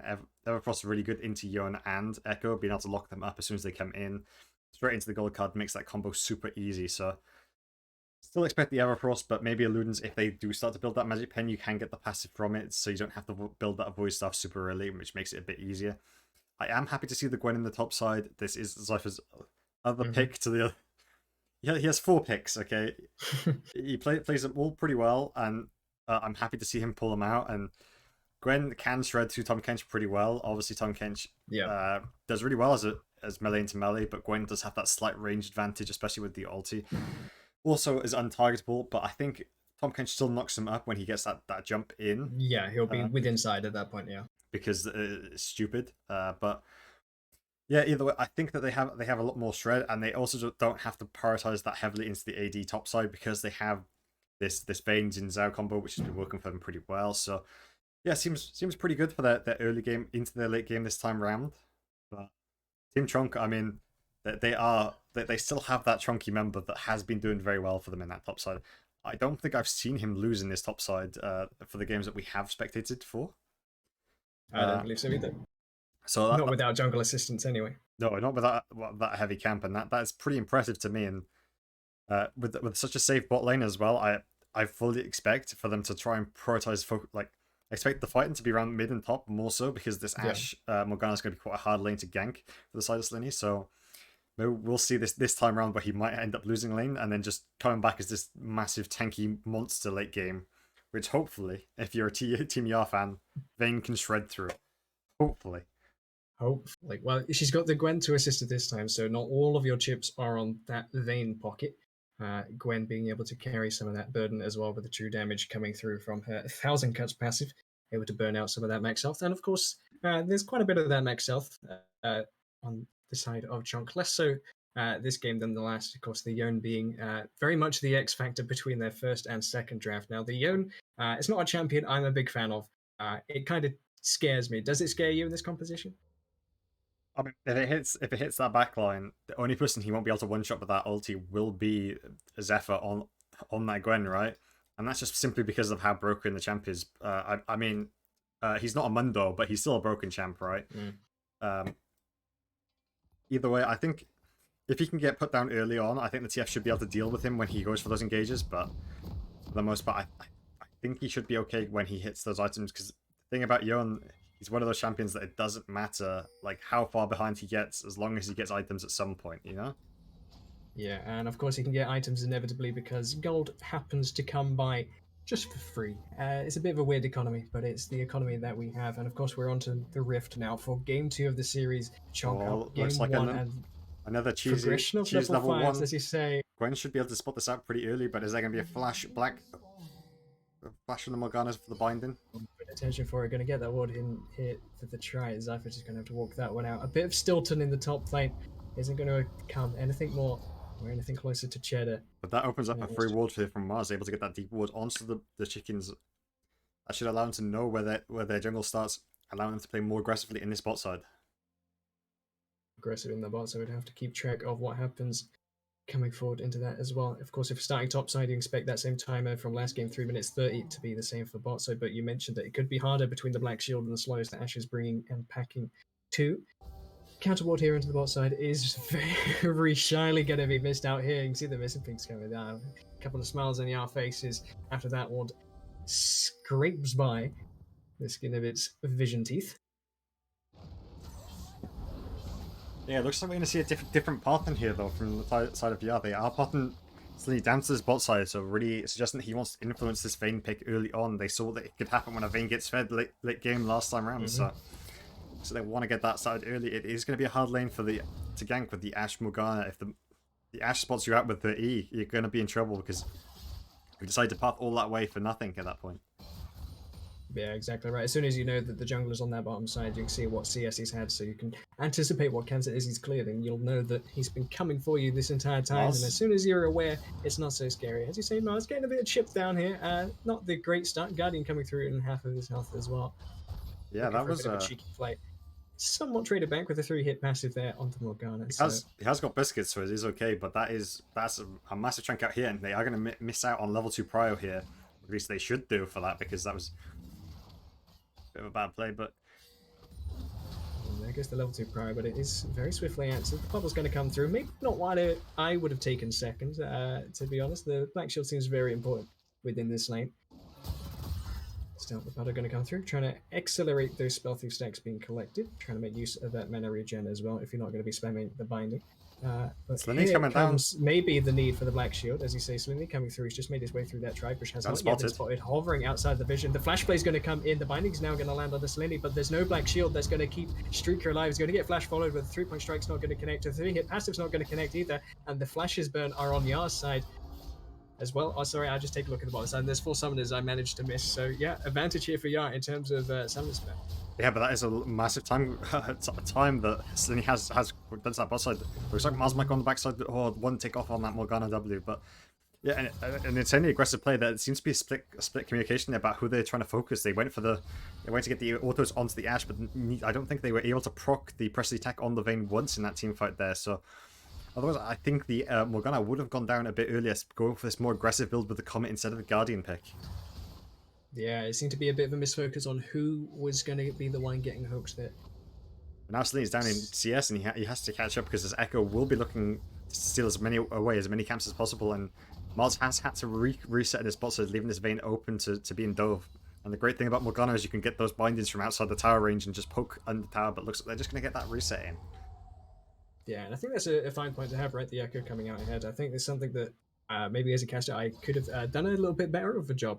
I highlighted Slinny quite often, but perhaps my bias prefer to be from mentioning Merc. Of course, we've typically seen him on the Ivan there, so as our first look, at least as our casters. Oh, great knock up there. Go, as you say, good trade there for the but seeing him on a different pick, and he definitely had quite a fine performance. Maybe not as proactive or as gank heavy as Slinny, but definitely coming up trumps where he needed to, landing some pretty important stuns on this Echo, so looking to do the same again in this game. Yeah, winning the game winning stun on the Jinx in that mid lane.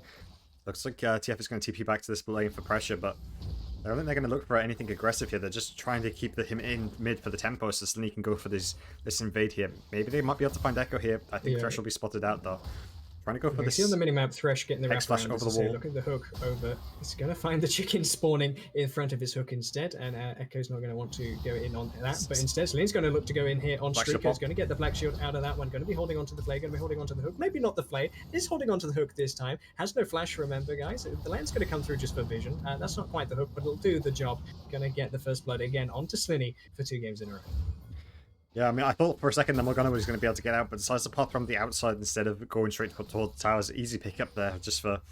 Well, Slinny again, I mean, he was doing really well in the early game last time, had a bit of a drop-off into that team comp. It's not his fault, it was the champs that they were playing, and he is leading again in this objective, getting more map pressure, but this Echo is just farming, just biding her time for those late game plays that won them the game last time round. Yeah, exactly that. The Echo coming up trumps in the end in game 1. It won't be too upset to give over the second Cloud Drake being first again for the series. This one going to be snapped up here by Yar. Eventually, there's always going to come through, plus the smite in the end. So there it is. Cloud Drake for Yar. So could be the one farming up the storm here, looking at a 7 CS advantage. That's about 2 camps, maybe some lane CS as well. Slinny spending quite a bit of time here looking for something in this lane. Is going to be pushing. Last with the Alcove gaming though, he's waiting in the Alcove. He loves it this season. So looks like they might have spotted him out in this Alcove. He is hex flashing in though. Here comes the hex flash. As I say, the bindings later. The shield goes down here onto Morgana, but it's a bait and switch. The bait and hook and the condemn into the wall is the one that teased that off. Looking to trade the kill, but the Destiny's going to follow going into that bot lane. On the top side, Gwen looks to be dead. Yeah, is dead. Okay, back in the bot side. Let's see what's going on over here. I don't think there's anything else. He only has ulti. He got the Ash. They get out. Zandia's not careful. Fate Sealer looking for a little bit of action, but already under that tower. I don't think he wants to bite off any more than he can shoot this at him. Yeah, what a proactive play there from the side of Team Yar. They were able to get that kill. Great movement from Mars to be able to get that prediction, but looks like Microtron could dive. The Black Shield here onto the Own gives him permission to get that Fate Seal here straight onto the Vayne, but the Guardian in the heal is going to come through in exchange. Does lose a lot of that wave. That binding is going to connect on the backside. I wasn't too sure if it was the Wind Become Lightning, not going to connect either, so a bit of a push play here from Yon. Going to trade a little bit of the XP for that ultimate cooldown. Yeah, what a great play though, because not only did he force the heal and the flash out of Zandia, he also forced the TP, and I think I did how he flashed in the mid lane. And also they lost the XP from wave topside. So if anything, as Team Chunk, you're very happy about that play. You've just brought back the God lead to even. Like that, you can see your eyes at the top. It's just about ticking over at the same time as well as that. About 10-second delay in that 100 gold, which is very not significant whatsoever. That's a couple of pots of control difference in this game so far. So we're going to be pushed out here for Vayne. She'll be able to back and get her first items as well. Take a look at the board. 2 kills here for Slinny. Looking for something is a bit of a lane swap here. Cypher the one picking up his mid waves now. I think that was simply due to the rotation time since he TP'd all the way into that bot lane. It just made more sense to send somebody else to collect that late arriving top lane.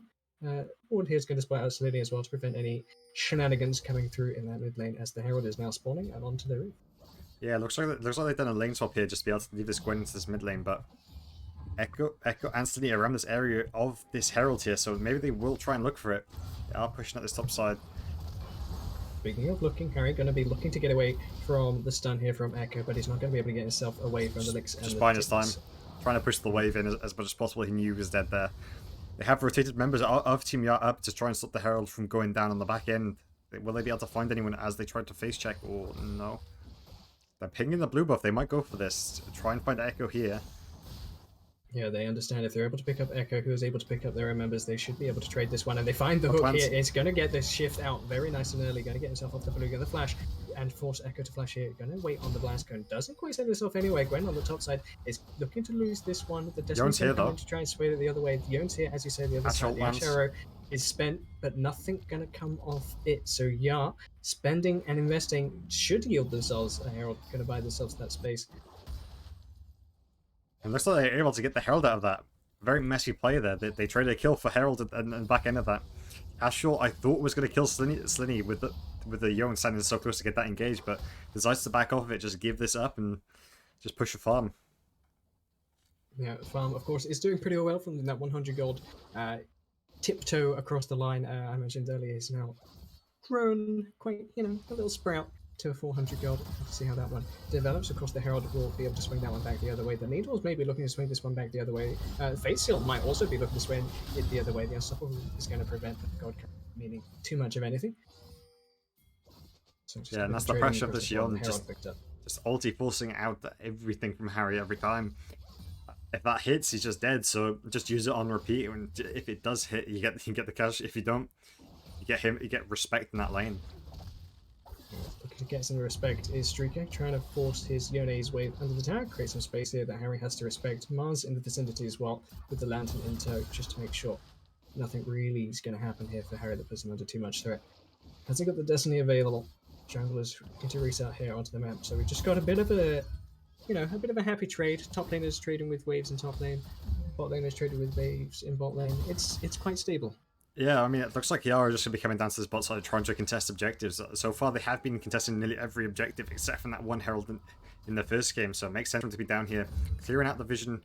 I wonder if they're going to be able to spot that ward at the back of the pit. I think they have. So yeah, I think they're just going to go for this Drake. It should be a Mounting or Infernal Soul after this. If it is one of those, that is going to be massive for them. But last time they did get the Soul Point and never was able to convert that into the actual Soul. So looks like Trunk are here to try and fight afterwards. Teleport in. Teleport in, the Vasco is going to come across as well, and the flash in the straight line makes sure that arrow is still going to connect, but the lantern's going to come down to make sure that he doesn't get picked up on the backside. And Chonk are happy to get that. They get themselves the flash, they get themselves the room to operate here onto this dragon. Surgically going to pick that one up, put themselves a Drake on them. Yeah, great push off there. That with the TP advantage, they're able to secure that. Zephyr had to TP back to the top wave a while ago after, I think, the death. So yeah, Zephyr is able to pick up, I think, 2 Platons in that top side, but either way, that is a Drake giving up, and that could have been like one off soul point there for them. Yeah, of course. It didn't really matter too much for them last time, as you mentioned. Chonk able to get the Drakes that mattered and prevent that soul point in the end. Coming up clutch and peeking at the right times to prevent Yar from taking away that Drake timer. We put it on a little bit of a stack, being able to get that soul. They might not be able to see any souls with binding like that. As you say, nothing's going to come of it. It doesn't seem that. No Ash arrow available, and no vision on that bottom side means that they're too timid, and quite respectfully so, to take anything that might not be in their best interest. Yeah, and it looks like we're just going to go back to just farming lanes, just CSing as best as possible with no objectives coming up in the meantime. Hopefully Sunny is able to pick up this Tom Kench on the top side. So he is slightly overextended, but that is a Tom Kench who is a level ahead of you, Gwen, with 2 kills. It will be hard for him to pick it up, but the true damage item is through from Gwen, so if they do go aggressive, he might be able to get it, but there is a big minion wave there. Yeah, the big minion wave is looking to be cut down a little bit shorter with the Destiny and the needles coming through as well. The wind becomes lightning and everything else is going to be flying into Tom Kench's face. He might be a pretty big catfish, but can he get the Abyssal? He can get the Abyssal out of there. Oh, my name is Tom Kench and I'm a happy little catfish. I'm just going to be swimming away from my troubles. No problem. No hook can land on this fella. He's just going to casually sit under that tower, the massive grin on his face. Yeah, and that's a massive amount of resources used in that top side just to try and pressure him off. Yes, you might be able to get a tower plating back. Looks like they have got Heraldist. They should be able to push this down. If he does stay there, we'll have to force him, but either way, I mean, you're upset you didn't get the kill, but at least you got the Herald here to make the most out of it. But that is gold going over to this Gwen, who will need it to be able to match him in that side lane. So a win in the end for Gwen. Might not be a win Echo's in the end for here for Harry, as he's going to get a few souls within the shifter thing, whatever that one's called. The Ash Arrow is just a decoration setting off fireworks. Slinny looking to set up his own fireworks here again. He can get the flash connect on the other side, but he hasn't got the Ocean charge. So he's unable to follow anybody else, but he does get a flash in exchange for it. Yeah, flash for flash there, but I think you want more than that. You are behind the farm because you have been ganking so heavily, and yeah, yes, you got 2 kills, but you are falling behind this Echo, and that's scary going forward when she's been doing so much damage against your laners. Like that. So yeah, looking to try and keep this gold even, have been successful so far, despite the kill deficit. They are trading it instead for that tower, as you say, that gold being the one put into Gwen's pockets this time, as we say at the start of the draft. Looking to put the chips in. Young looking to put all of his chips all in here onto Thresh, trying to get him started out of the fight here. Slinny going to be the one trying to get out here. He isn't going to be able to. The Unbind's going to put Yone right in the position to pick up here on Slinny, and it's Merc on Echo, the one to pick up the shutdown here on Slinny. So again, Chonk finding themselves a little skirmish around that mid lane.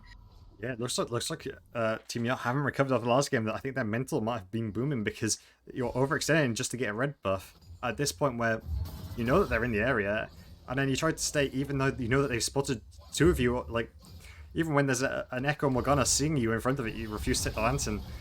Maybe it's just worth taking the lantern. Great ward there from Morgana to come down to stop Slinny from being able to get out and help the Thresh on the backside, but really well played here by Team Trunk, just to punish the mistakes from Yar.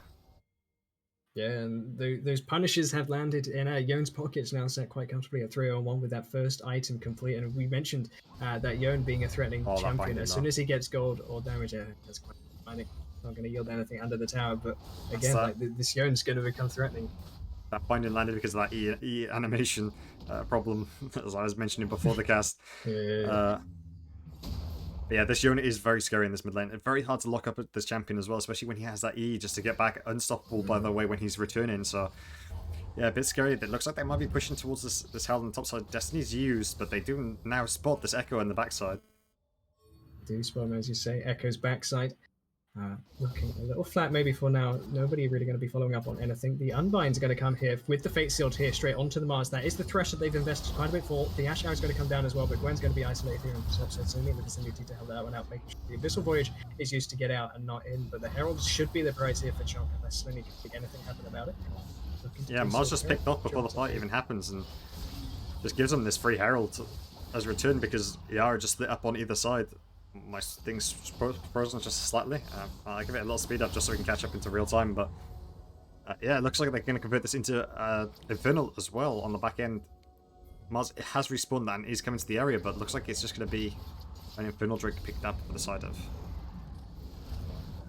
Yeah, Chonk with the ones with priority, despite having just picked up the Herald. Looks like they're going to immediately drop it here into the mid lane to make sure that Yar have to answer that one. The tower might go here first. I don't think they should be able to drop it in time. Yeah, it's going to crash, and that's the tower here, as well as the Drake here for Chonk. So coming out very, very strong in this mid game as Chonk 7-2 lead in the gold, and now equalizing on towers and ahead in the Drakes. Looking very favorable it is for Chonk.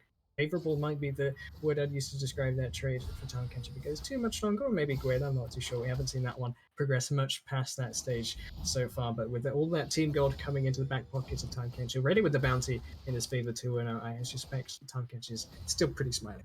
Yeah, and I mean with this Infernal Dragon taking over as well, that means that their damage is only getting increased, as well as the fact that I don't think anyone can match any of their solo laners in the side lane from the side of ER, so they're pretty much pushing rent free at this point. Just being able to just get as much minions as possible and then just get the free reset, and everything they buy is now so much more efficient due to that Infernal Drake. Yeah, of course, as you say, the percent scaling goes a long way with that damage, and of course, Yon bringing 3 times the damage, it's very hard to deal with all of that package he's bringing, especially into that late game, being able to basically cheat his way into that backline on onto Vayne. The Condemn could go quite some way to protecting yourself, but of course you have to be pretty on point with that one. 17 minutes into the game, as I say, a 2k now advantage for Chonk. Not something that you can't lose, it's an advantage. We've seen Yar with even bigger 12. 5 times lose. So of course it's not written yet, but of course this game is not must win, so they're free to have a bit of error in this one. Not looking to give over too many errors, though. As you say, they've been punished quite a bit in this game so far, so looking to have a nice tight game to close this one before Baron spawns at the least. Destiny is now popped, though. There seems to be action on the top side that we're not going to be able to see. They're going to get that tower regardless. Yone looking to fight here into the Gwen. Has the needles popped out? It's just going to use the Unbind true damage on the backside. Losing on the top side as well. Slinny going to be diving here under the tower. The Fence is going to pull him back in. Yone things are happening. That was a messy blur of blades, and all of his animations look the same, but goddamn did that hurt. It's a solo bolo, but it's a double solo bolo in that bot lane. A free pickup there, and in the top side, the Ash arrow coming through, able to lock up Mars, so he was out of position, caught by them, then into the Morgana binding, just the free kill for them as well. So Chunk winning across the whole map here, and Goldie's slowly extending to about 4k here, and it should go a bit more when they push in this mid move as well. Yeah, 4k is the benchmark. It was 2k at the start of that play, and I said maybe a little less mistakes here for Yar, looking to claw their way back into this game the same way that Chunk did, and kind of gone the other way again in favor of Chonk. Yeah, you might want to speed up slightly as well because you're a bit out of sync. But so you catching up has put you ahead. I think I was a little bit ahead of you beforehand. So where am I at? 9:16. Oh, I've got a lot to catch up with. Okay, knock up here onto Gwen. Almost dying again. Echo looking to Ooh. connect this one in with the phase dive, does flash away. Here comes the flight over the wall with the lantern putting Slinny in as well. The teleports are coming in as well. Vayne might get some action into the game for the first time. Is stuck between Tom Catch and a Yone. Is going to pick up the kill onto Yone. Now has the ability to free fire into this Tom Catch. Thresh going to be the one under Tom Catch's fire. The Tom going to come through and the Abyssal Voyage going to lock him up. The Cadem's going to prevent Tom Catch, the Thresh. There's too many T's in this game from going anywhere too much. The Enchanted Crystal Arrow does find its way onto Gwen, and she is going to find her way out of this one, I think, as well. It looks like Team Chonk are looking for more. The Lantern's going to keep Vayne out of danger, as it should. Gwen going to be slowed up on the backside, so a little bit of a pick here for Yard. Maybe looking for a little more Slinny. Looking hungry within this bush. There's no Tom Catch, so he can have his own banquet this time. Going to knock the Ashe backwards, going to force the flash. He's going to get exhausted out of here as well. The binding here from Morgana is going to buy some time inside the zone. Is going to buy a little bit more time with the other binding. Going to get locked up here, and there's a kill again for Zandiar. Gwen might be the one to be the sacrifice for it, and it looks like Vayne might be the sacrifice as well as this count. Sion coming through though. Cooldown on that one, as you said, coming through again. It is Echo and the rest of the team, TPing back into the play as well. So was looking great for Yar. They wanted a little bit more, and they might lose a little bit more on the backside.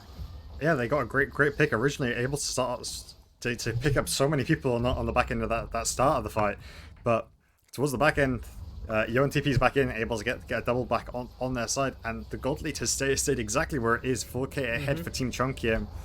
And if anything, they've stalled it in a position now where Baron's up and Infernal's up in 30 seconds, and now Team Chunk have better items on reset, and with the Infernal Drake already picked up for them, they have the percent on top of that as well. So looking a bit scary here for Yar to approach this. Scary is the word indeed. It's not Halloween, but it feels a little bit like Halloween's Eve. If they were able to lose this game, you could be in very much a fearful position of losing the next 3-0. It's not the way you want it to go. Destiny used here a bit early. Pardon? Destiny used here just to spot out where everyone is here, but good eye just to make sure that you have access into this Drake now, just freshly spawned, to save the Destiny being used to do. Gwen is top of that TP though, so I don't know if you want to fight this. Team Chunk are bringing down all 5 members to this Drake, so can't find the play in time, but you might be in trouble. Looks like they just have to give it up here. Yeah, not looking to sacrifice any more waves. They're going to give over this point and fight for the next one. Buy some time. Maybe hold your resources for that Baron. The Baron is more likely to turn your game around than a second Drake, especially if you were to lose that fight, the disadvantage you're at. So yeah, thinking better of it are going to be buying that time for that Vayne, as we've highlighted before. Yeah, but this Vayne hasn't come online yet. I mean, yes, they're ahead of this Ashe, but this Ashe still has that ulti for the engager. And let's be fair, has been hitting them very effectively. And she doesn't need to do much because this Yone is coming in, so unless we can see this Vayne start to condemn this Yone away from her and be able to last in these fights, I don't think she's going to be doing too great. She needs to be on these side lanes picking up as much farm as possible. Much farm as possible, sitting here just about even, as you say, with the Ashe. Only ahead really in kills, but of course there's Enchanted Crystal Arrows have been doing quite a lot for the team where the Vayne has been maybe a little silent. Did come up big. I think just about all of her participation came in from that last team fight. Looks like they're just going to be clearing out vision here, ready for the Baron setup. Both teams can burst this pretty fast with their comps, so we may be able to see someone cheese it and just maybe take a blast cone over with no vision on it and just burst it as fast as possible, but that is a very risky play, and you have seen some Barons, quite a few Barons stolen in this tournament. Yeah, even the pros aren't insusceptible to stolen Barons, as you say.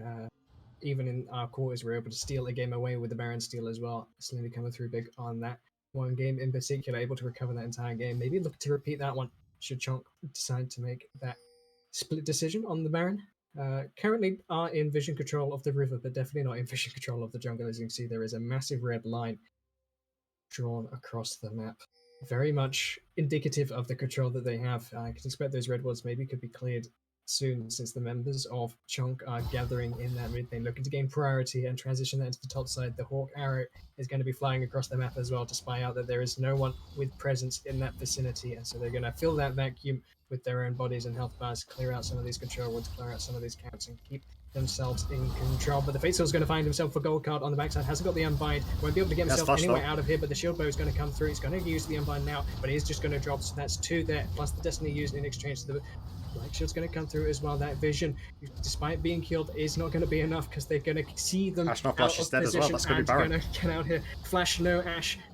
Wrong way around, but hey, what does it matter? It's the Baron here for Yar. They are losing somewhere else on the minimap. You see Echo tucking into that tower on the bottom side. Tom Ketch having that buffet as well. Could be in a position here actually to steal unless they're able to burn this one fast enough. There is a cone on the outside for him to see what's going on, to pry his eyes on that prize of the Baron. Looking to dive over, does so. 3k, the hook and the Kadem, and everything else is going to keep it locked up. Or not, it's Harry's the one that's falling. The Abyssal Dive's going to come through. Time Catch TP into the vicinity. The double K here for the Echo. The smite comes through. I'm not sure whose it was, but it is a steal. Or is it? Yes, it is. It's Merc picking up that Baron. Oh my god, I'm tripping everywhere, but tripping is not Merc. He's the one picking up that triple kill, and the Baron coming up huge for the side of Chunk there, clutching that fight so very hard. Yeah, I thought they had the CC to follow up after the hook on top of the Echo, but with the TF just so low down and no heal coming through from the Vayne to be able to keep him aligned, just meant that the Echo can just dash, dive, and dip and just one-shot as many people in and out as possible. Slinny not able to get the ultimate off time, trying to hold the smite ready for the Baron, but you need to smite for HP at some point, otherwise he's able to get it, and even Echo smited for HP then was able to get it back with the Q on the reset, and honestly, a crazy fight there, and well played by this jungler. I mean, I know they're an Ivan player, but off of Ivan, they're looking much better, to be honest. Yeah, I have to admit, the Echo might be the one being banned instead of the Ivan going forward in these games. The back shield's going to come out here, and the Blastcone's going to keep it some distance, but it's enough distance to get away from the Predator. I don't think it is. There's the binding, but it's not enough to stop 5 members. That thing has got a Rune and Hurricane interaction. That's just going to stop the 1 and not stop the 5. So 1 Baron buff down, staunching some of the progress that Chunk were going to make. And take a look, that gold lead has only stretched 2k since that Baron, which, considering the 3 kills that came with it, you're pretty okay about being able to stall with. Yeah, and I mean, you have the Baron, you have the XP from it. Even if you don't push with it, you do have this Infernal Drake up in 40 seconds here. So they should be able to just like slightly push out these waves, rotate back into this Infernal Drake, and then all of a sudden you have Infernal Soul. And I don't see a way that the Yar can come back from this if they have Infernal Soul after this. Maybe Echo might be going a bit aggressive here. Maybe this is the way back in. They're going to have to look to try and find it either way. The Chronic Break's going to come down, so Echo, if you can burn it out, is definitely out. The Facel's going to find his way into the backside of the enchantment. Crystal is going to prevent Gwen from doing too much in this fight too early. Harry going to be the one still alive. Echo's still alive. Burn on the backside of this. Echo's the one still alive. The double kill here for Yon. Bought enough time for Yon to pop off and get his damage down, and his life steal out. The Gwen's going to fall on the backside of that as well. 4 members down here for the side of Yard. This could just be it with the Baron. They're going to go for the end. It's just Midwave has minions. As the Winds, as you say, the Wizard is going to come through just to push this one. They're going to be tanking the tower. It's going slowly. You might as well wait for the wave with it. Morgana's so low in the Baron, the Drake by herself. They should be able to push this down. Maybe the bot's high up there as well. If you can get double inhib now, you can reset after that, and then Morgana should be able to have picked up this on the... I'm looking for something here onto the Yone. Is going to find the kill with the flash to follow, or is not? The Trine's going to come through to protect itself from that red buff. That was very close to being a solo kill, but I don't think it would have mattered too much either way. Mars going to be the last one left alive. He's going to find the hook onto the Yone on the backside. The God Card's going to come through as well. That's when the Baron buff's down. Looks like they might not look to siege or force them to overextend. Streaker is looking for this one. Thought he could solo it. Okay, that fine. It was an attempt. Yeah, Morgana it can do jungle camps, but not when you build in support. It was a nice attempt, but yeah, they should still be able to fall back onto this to get this anyway. But yeah, really well done by Yard to be able to come back and punish it there. But at the end of the day, you got the 1 kill on the person who was already 10 HP, and now your base is in ruins. They just got to push this top side, and now they have an Infernal Drake and items to reset after they killed you. So this is going to be a problem here going forward. Now, this is me huffing some hopium. So in the world where Yar are able to come back on this game, would you say that dying to the dragon there could have closed the game if you were there with the team instead? 4 versus 3 in the base with the Baron buff minions? I don't think so, actually. Black Shield binding? No, yeah, it's probably enough to tip a scale. It's enough to save the Yone maybe for a little second, but he would have gone down to the damage anyway, even through the Black Shield. I don't think you would have been able to push for the end either way. I think just getting the two towers is enough, and then you can just go to the top side. I think it's pretty much over at this point anyway. So yeah. But we have seen Yar lose with an open Nexus and a 12k gold lead and an Infernal Drake before. So maybe Team Trunk can follow in their footsteps previously, but so far it looks like they're playing this one out perfectly well. Yeah, as you say, perfectly well. It's something that Yars maybe jealous of being able to end so cleanly. We'll have to see if Chunk can keep that streak of clean endings through, though. They're going to be looking for this last outer tower as well, letting the inhibitor minions do their work. But of course, that's the last bit of gold that Yar is going to have to funnel into the carries. You can see Gwen and Vane's the one to pick those up, isolating which members need that gold the most. And they are very much win conditions within our composition. We highlighted it, Gwen and Vane with that max health true damage, but max health, not much of it's left here in of Mines. He's going to get dropped absolutely instantly. The Crescent Guard's going to come through, but he isn't going to stop him from being devoured and look and gobbled up here by the time Kenshi. It's now up to Vane and Gwen and the gold cards to see what they're worth. It is into the face of an Infernal Soul. It is into the face of these inhibitor minions pushing into the base, and they've only got the one Nexus and the one tower left standing. Binding's just a little shy here, but it shouldn't be too long before anything connects to finish this one out. Here comes the slows and the phase dive straight here onto the Vane. She's going to get blown up with no help available to her. The gold is going to come out, but it's a gold. Zonya's not a gold card here for Harry. It's not the look you're all looking for in your game 2, and it might be the only look you're going to get, because game 3 could be very much on the way that Chonk are looking with the second Nexus on the board.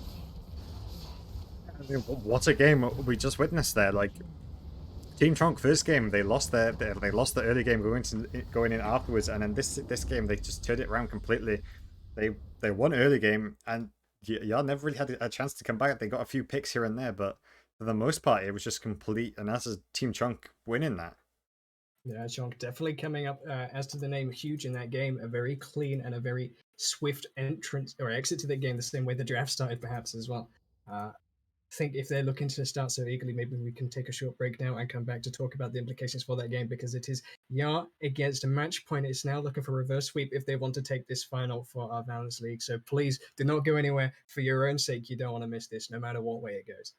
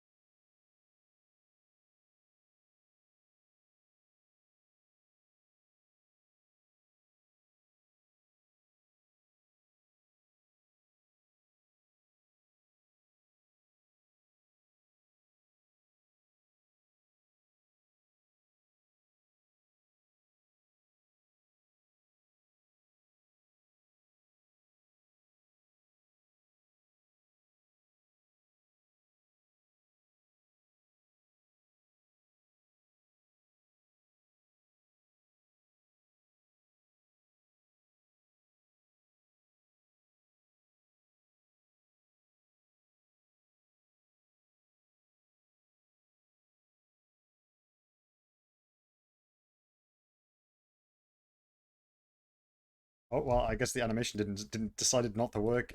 With the we'll get that going again with the do the animation, please, please. Wait.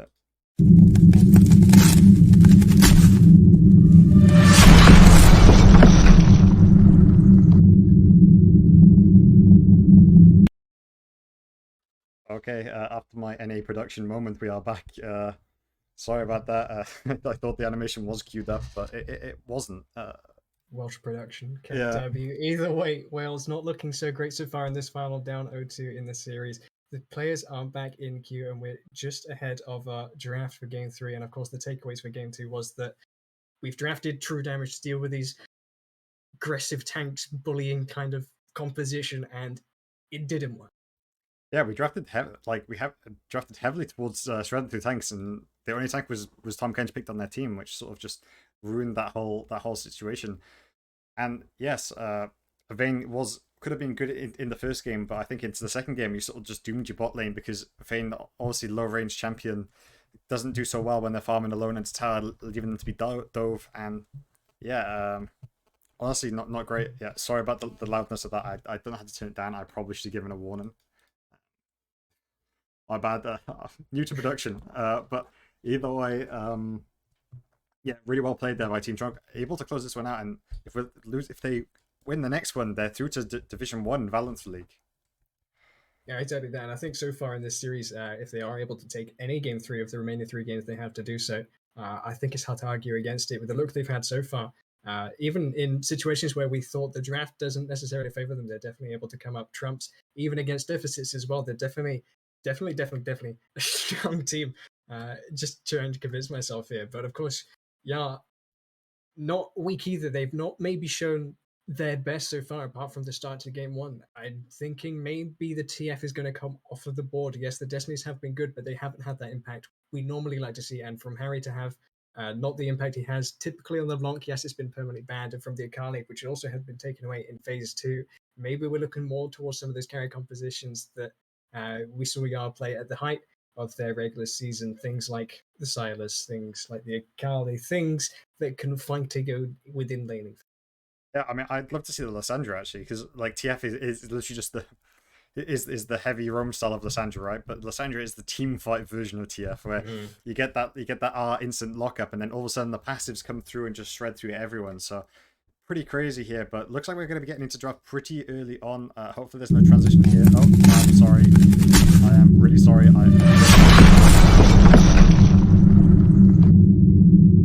Just a bit of a deafening, just to remind everyone at home that we are into draft, and of course this is game three of the day. The winner of this game, if it is well, oh, sorry.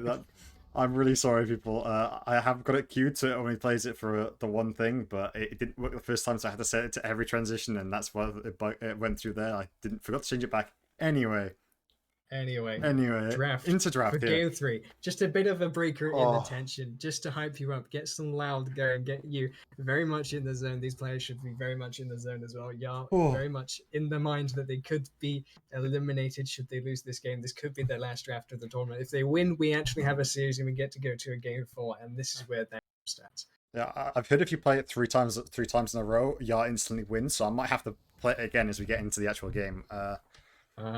Just for the team. Looks like they are removing the echo. That has been a big factor in these games. Honestly, popping off on that echo, the Team Trunk team, pretty nuts there. So happy to see that removed. I wonder what they're going to ban as their last ban. Thresh has been removed as well, leaving open that Blitzcrank again. So looks like there might be more enchanters in this bot lane again. Yeah, and the Blanc, a staple ban as well, is something we highlighted that Harry might want to be picking up in the elimination game. Isn't going to be able to find his hands on the Blanc. This time, the Vladimir going to be the last ban of choice here for the Yar. 3 games straight, so a bit of a handshake exchange, main for main, I suspect, in that mid lane. Vlad for the LeBlanc taken away, of course. Instead, what's it going to be opened up? The enchanters are available. Graves is a no look for us.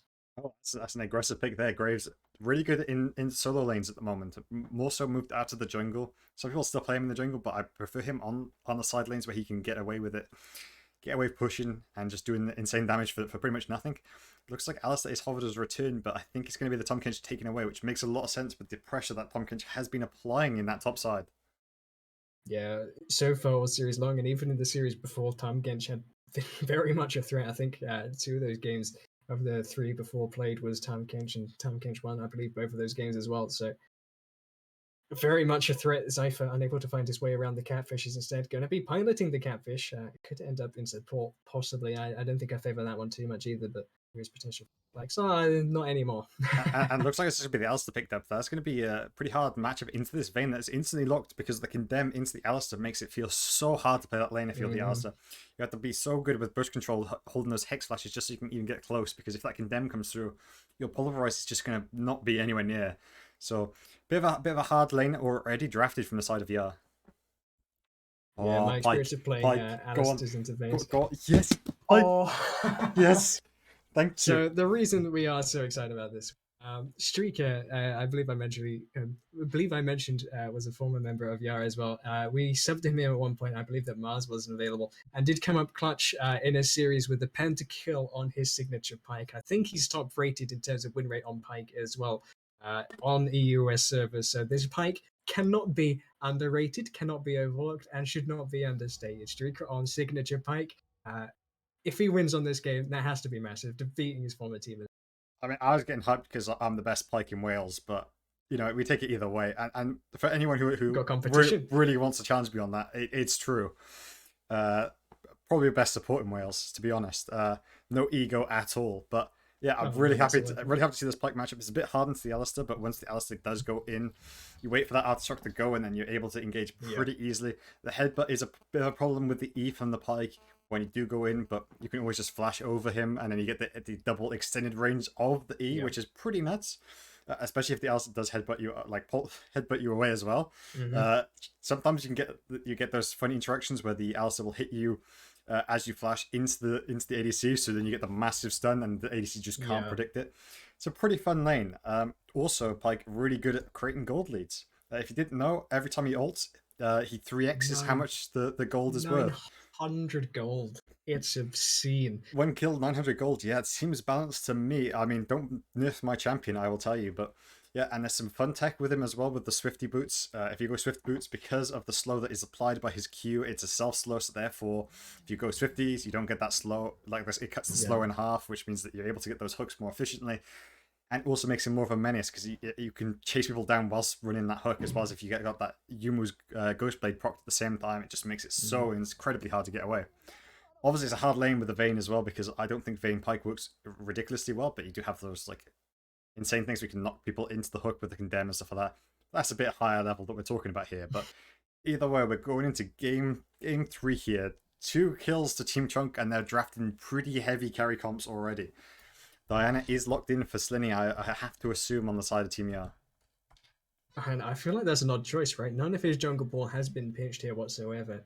And it's the Diana that's coming through. So maybe we're looking for a team fighting composition and leading towards the Diana to be the one to fill that gap. I feel like before they were able to pick Diana in a closing situation and had a pretty fine performance. Not necessarily a carrying performance, but his ultimates definitely were the term tiding. English, don't worry. Definitely turned the tides within that game. Looks like we are seeing a bit of a skinny boy comp from the side of Team Chunk here. Yes, Nod does have that Chunk available when he gets that rage, but seems a bit easier here so far. Cassiopeia might be locked in here. That is pretty good into the side of, yeah, obviously being able to stop the engage from the Alistair, the Diana, and the Tom Kench could be a pretty big pickup, as well as being able to do damage over time. Looks like Silas is going to be the switched in last second. So far, he doesn't know who he's going into that mid lane, so if he goes into a ranged matchup, that's going to be pretty hard for him. But either way, he has got the Alistair ulti to take, which is pretty much like the best ultimate you can get. Looks like it could be Harry's Yasuo. I haven't seen it. I don't know if it's good.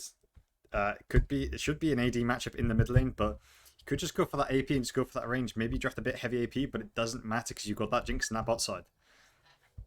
Victor. It's going to be the Victor locked in the end. Trying to generate some hype here with the Jinx Victor locked in for the Arcane, of course, supporting Right X Arcane, AZR, apparently. Looking for their potentially last game of the series. No spoiler of the scripts here. I don't think I like the. I'm a little concerned. Yeah, I don't like the Victor here, to be honest. On my end, I think that when you see that Silas, why don't you just go for the Silas Akali matchup, which has been like pretty widely adopted into. Okay, my bad. Like even then, you can just go for Azir. Even just like play that backline just better. Yeah. Even though they're a bit squishy, you still have that disengage for the Gnar, the Pike, who's going to be dashing into the backside. Makes a lot of sense. Or even just going for like the Lissandra, like we said, you'll still have the engage ability. You'll have the winning matchup mid guaranteed into the Silas anyway. So why not just have that CC ability on their carries? Though you might be able to give over a good ult. Silas ult, stealing Silas, like Silas won't be wanting to steal Victor's ult anyway. He'll be wanting to steal that Alistair ult as much as he can because of the damage reduction that he's given, and then he can heal more as well. It's just pretty nuts. So yeah, I like the side of Yar's draft, except for maybe the Victor, but Team Chunk have drafted pretty heavily with Ego. Yeah, and I think So far this series, they're pretty well set up to do so, right? I feel like if I was on the side of Team Chunk, I'd be pretty comfortable, especially picking up some of these comfort picks as well and coming into game three. They haven't really got too much to lose with another two games, at least to play through if they lose this one. So they could be quite happily taking away this game, of course, with the mental advantage. You mentioned it through game one and game two, losing a game where you're ahead and then losing a game in that fashion of game two, it could be hard for Yard to come back. And I feel like this composition, some of these picks have been counted maybe a little hard. You're putting a lot of chips here onto this Diana and Alistair, I feel like. And of course, the Nar being able to push away the Sans, being able to create some space. If he's able to steal away some of these ultimates as well, could be quite difficult with the Condemn, even if you get into that back. Yeah, the upside for Yara is the fact that like they are very much in your face comp from the side of Team Chunk, right? They all want to go in except from that vein, so that is a positive with you playing the Alistair and the Tom Kench there, the Diana as well, but being able to just put up the wall, knock them all up and get that damage down with the Jinx in the back line and the Victor just being able to hit away. But that vein should shred through the Alistair and the Tom Kench the later it goes, as long as they get the items, which didn't come out through last time. So could be a bit of a problem here. I think that if I was playing this, I'd feel super hyped as Team Trump going into this last game. Obviously, the two games already in their favor. You're playing the champions that you've decided to pick because they're probably fun. I mean, I don't think that they make a lot of sense in draft, but they're a bit more like some of them they're their comfort picks, so it makes a lot more sense there. So I feel like going into this game, they're mentally so far ahead of the side of Team Yar that they could just be able to mentally diff the draft out. Mental diff, not so much draft diff, not so much team or player diff coming into game three. Mental diff might be just the name of the game. As you say, the champions they're picking are a little more fun. I think maybe they're a bit sick after a season long of playing chunk champions that we're leaning away here. The only tank arguably here is now maybe even Grace with the lifestyle that's pseudo tank in the end. The Grace is the odd pick, right? Because Grace jungle isn't really that big of a thing anymore, but they have been playing really good in that jungle, so I think I trust in their ability to be able to pilot this Graves. He's a pretty easy champion to pilot, so even though he's not the most efficient anymore, I still imagine he's going to be very good going forward. But obviously, there is pressure on their side. There is 2-0, and if they do lose this one, that is the potential of the mental going into the next games, especially when the reverse sweep. No one wants to be reverse swept. No one loves that. So there is that massive amount of pressure going in. So hopefully they are able to convert on this. And I mean, if Team Trunk wins this, they're through to Division 1 for next season. Yeah, and of course, I feel like that's a good point to mention, right? Getting reverse swept. Haven, I believe, almost completed the reverse sweep, or able to push, all the way to a game five, just this Thursday, so not even too long ago. Yeah, maybe a little bit of burnout, or maybe just a little bit warmed up for a series like this if they want to take it all the way to five. Of course, that journey starts here with game three, backs against the wall. Yeah, looking to put themselves on the map this series. Yeah, I mean, we saw what Jinx can do from 12k down. Can be pretty crazy. I'm hoping that we won't see any reverse sweeps this time around, because I think that you got some chips to attend to. No, I don't have food this time. No, I just think that it's nice. It would be nice to see Chunk make it this and just be able to get it out in 3 games. I think it's pretty impressive on their side to be able to get it out this fast. Look, no transition this time. Don't worry, guys. Headphones not needed. But we are straight into this next game. Let me just organize very this. Much the tension being built as we set ourselves up for what could be potentially the last game of the finals. Promotion to Div 2 on the line. Both of these teams very much looking forward to that prospect. Very much looking forward to another 5 cheese. Going to get spotted out on this ward early place. They're going to get themselves out of the vicinity here. Chunk. Not necessarily aware that they've been spotted. I don't think they got vision around the corner. Just going to be exchanging top side for bottom side. It looks the hook is not going to find nothing but the fog of war. I've got to respect Team Trunk. They've attempted the the level 1 every game, and that shows some stones. I mean, if you lose that, you could just lose the game off of it, and I love to see that. It's probably the most fun you can happen when there is a level 1 fight, because it's just so unpredictable, and I love to see it. Predictable, of course, and I think Haven had a bit of fun with these early levels as well. We were, what was it, the series before? We had a bit of a skirmish in that bottom side that kind of favoured one team over the other. It's a bit of a rough one. Looks like there could be a little bit of a level 1 brawl. They surely know. They surely know. Oh, and there's the hook to start off. It could be that swing in the favor, and of course it is that first blood onto Silas as well with the Dark Seal. It's rough, it's bumpy, there's a hurdle, and it's already game 3. And that's going to be so hard to recover mentally. I mean, you have to now go to this red buff topside. You've got to start it by yourself. You're going to be so far behind going forward. How do you recover from that now? Even in the mid lane, Victor, yes, he got 3 CS, but he is now also down a load of AP. But due to that Dark Seal, I think, is it 4 now a stack? I think they changed it, or is it still 5? Either way, that's a kill up on that Silas. He doesn't have to do anything but farm and just get his early reset in, and he should be able to carry that mid lane. That mid lane, of course, we'll have to see if that can be the case. And I mean, so far it has definitely been the case, Chunk. Pretty much all of the situations we set them up to see if they can achieve or if they can pull through, they have done so. And of course, first blood on the board, as I mentioned, for Silas is a great position to start. Currently 2 waves down, but he's going to be able to find that wave under his tower nice and happily. He's going to probably trade a bit of health for it, but nothing. He's not Zephyr did get a good trade in. He might have to get knocked up here. The trade, as you say, he's looking to get something here. He's going to flash to follow. It's maybe not the better top laner that wins, but it's a Tom Kench that wins out at the end. And bench the Kench, and we've seen it every game. Makes a lot of sense, and yeah, really well played to be able to pressure that in. Mars just having fun, just playing the Alistair. That's the best part of playing Alistair. Wonder if Zephyr's going to take a reset here to be able to come back and use the gold that he just secured using that flash, but... Yeah, got a bit of a face rush trade here. Victor being in a melee range of Silas is not the best idea. He's going to get the death beam in the back end of the trade and the Ghost Potion ticking on the back side. Nice hook there. Here is Mars getting locked up, as you say, the hook pulling him into the Phantom Undertow. It's going to get traded on just a little bit, and of course, we identified very much in the draft that Alistair could struggle into both of these champions. Yeah, I really like the Pike pick here. I hope to see it go really aggressive. It is the Healer Blades though, which I think might be a bit too aggressive for the matchup. I normally the Aftershock Pike player simply because I like to last longer in the team fights and just play for the get another rotation of spells and rotation of spells. Wait for your ultimate because the ultimate is the big thing and it can snowball so heavily. Even if you get those ult attacks off, it's not going to make a massive difference. But either way, he's gone for the lane heavy aggressive build, which makes a lot of sense with the way that they've been playing. Yeah. As you can see in the mid lane, there's some of that aggressive trading picks it already down to a very little amount of health and a little amount of mana. And little it might be what's left for Zypher, but he's going to get himself a little ways away here. Graves going to give him over a set of Grasp. That's another 5 HP time gains to put to use. Yeah, it looks like a great trade in the top side. Just wasting the Graves' time there. Just no CC to stop the Tom Kench from being able to just dash out. Looks like bot lane is pushing into the side of Team Chunk. I wonder if they're going to pull the switch and go aggressive, but the minion wave is a bit bigger there for the Vayne to deal with super easily. Yeah, if you want to fight as Yara into this bot lane, now's the time. The good headbutt flash is going to be cute here. Pushing Vayne into the chompers is going to get traded. The Ignite's going to come down as well. Flashing away does Vayne. That's a trade kill here, but it is picked up by Alistair in exchange for the Vayne picking up the kill, though she will lose that wave. Yeah, I'm surprised that the Vayne didn't flash backwards earlier. After getting that condemn onto the Alistair, it would have been free for him to be able to jump back in. Alistair he's looking for the W, but either way, I think he could have flashed back in and he still would have died. But going to get the flash here out of goes on that top side. Victor looking to take a bit of a trade here as well. He's going to put the prison down, but not going to find anyone locked up.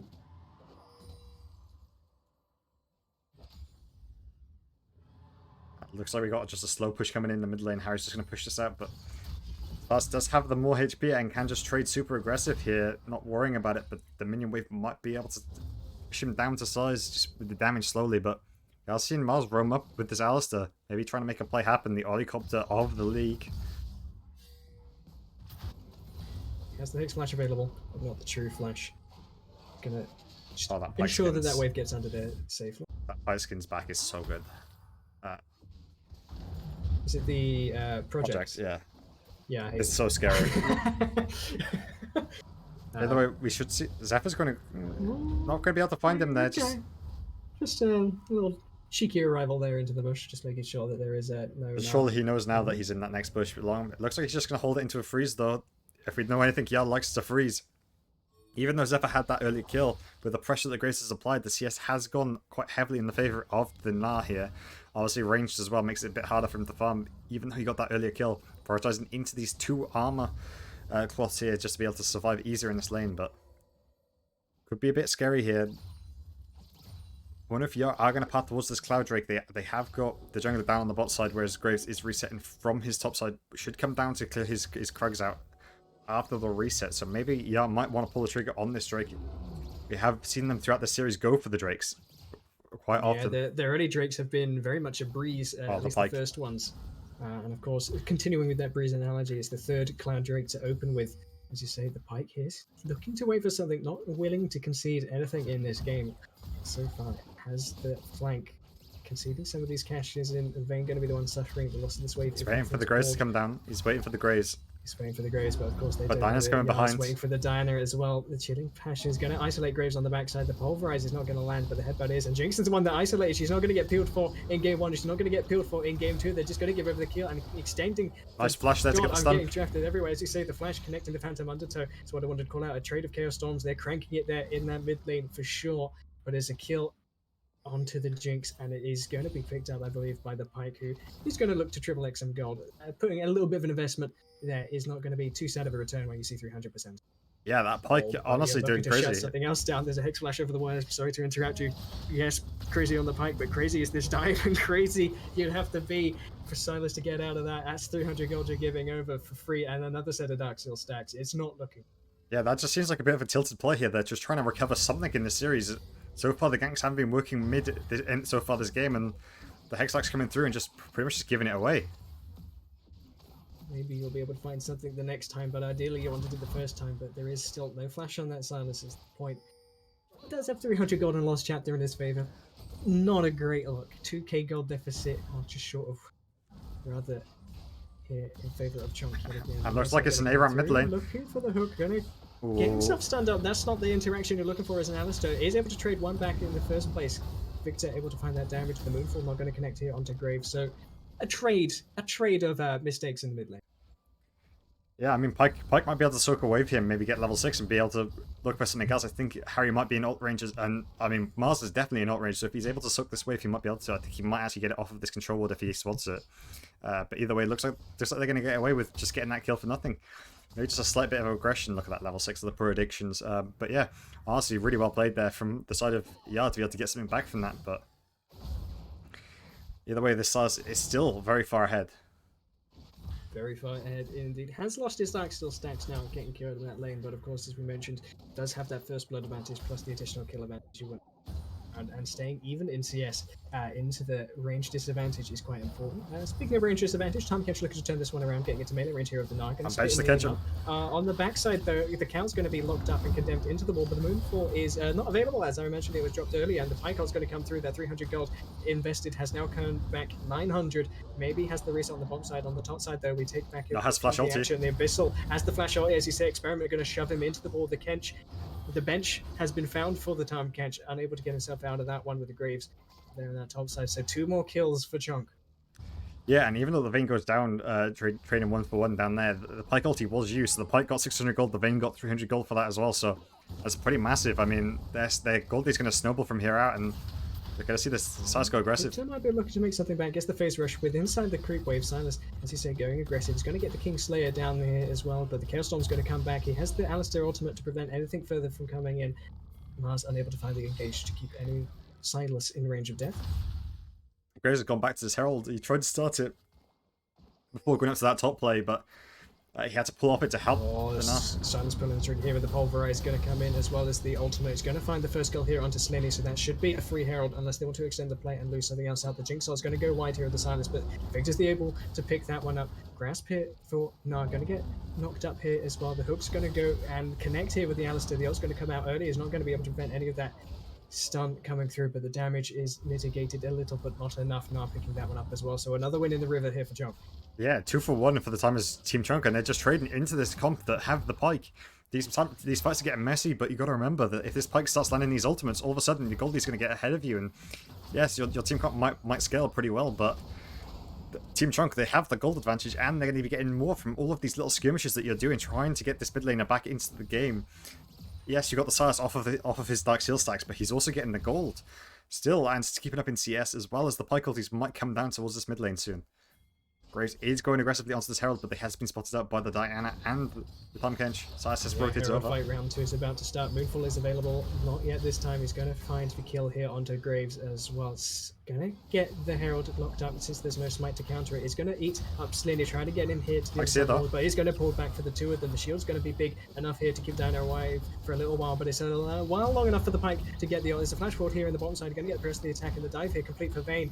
I don't think she was able to trade that one back. There's a solo kill on the bottom side. Does get traded back on in the end. In the meantime, on the top side, there's a second out here for the Pike. You're gonna get another reset, I believe. Kingslayer looking to take this fight a little bit further than Nah, putting the balls into the back of Victor, looking for another one, unable to connect to that third. Has a time catch here. Remember that grey health won't be enough to keep him alive from a Pike ultimate. It's going to use the dive to look for something. Going to use the bone skewer to look for something more. Is going to throw the hook the wrong side of the tower. Going to use the ultimate to try and connect the stun. Unable to do so. So again, a solo bolo in exchange on the bot side and more action on the top side. But the Herald picked up for you.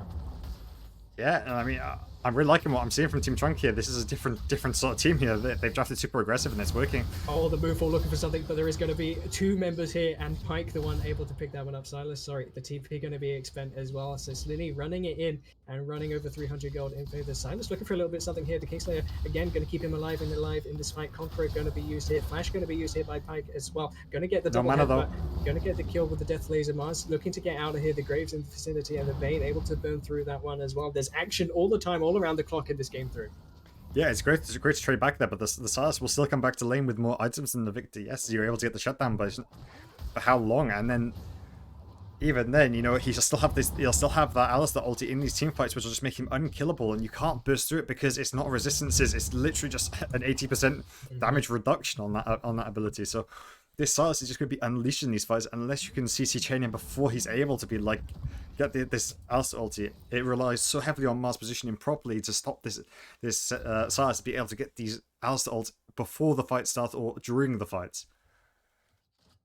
That Mars, as you say, the important member at the moment, look to start these fights. Slinny as well, the other member that has the power to initiate. Both of them set a little bit far behind in that KD than you'd maybe like, looking to try and find a way back into these game threes. They've been caught on the backside. A lot of these trades caught at the start of the game with that 5-man invade. Is going to drop the Herald. Zypher going to get some plates in his back pocket. Not the ideal use of Herald, not going to get that tower, but it is before the plate goes down, so you'll take that one to silver lining here. Speaking look at this Pike again. Looking to get out. As you say, the Pike going to get his way straight into that mid lane to get a flash out of the Diana.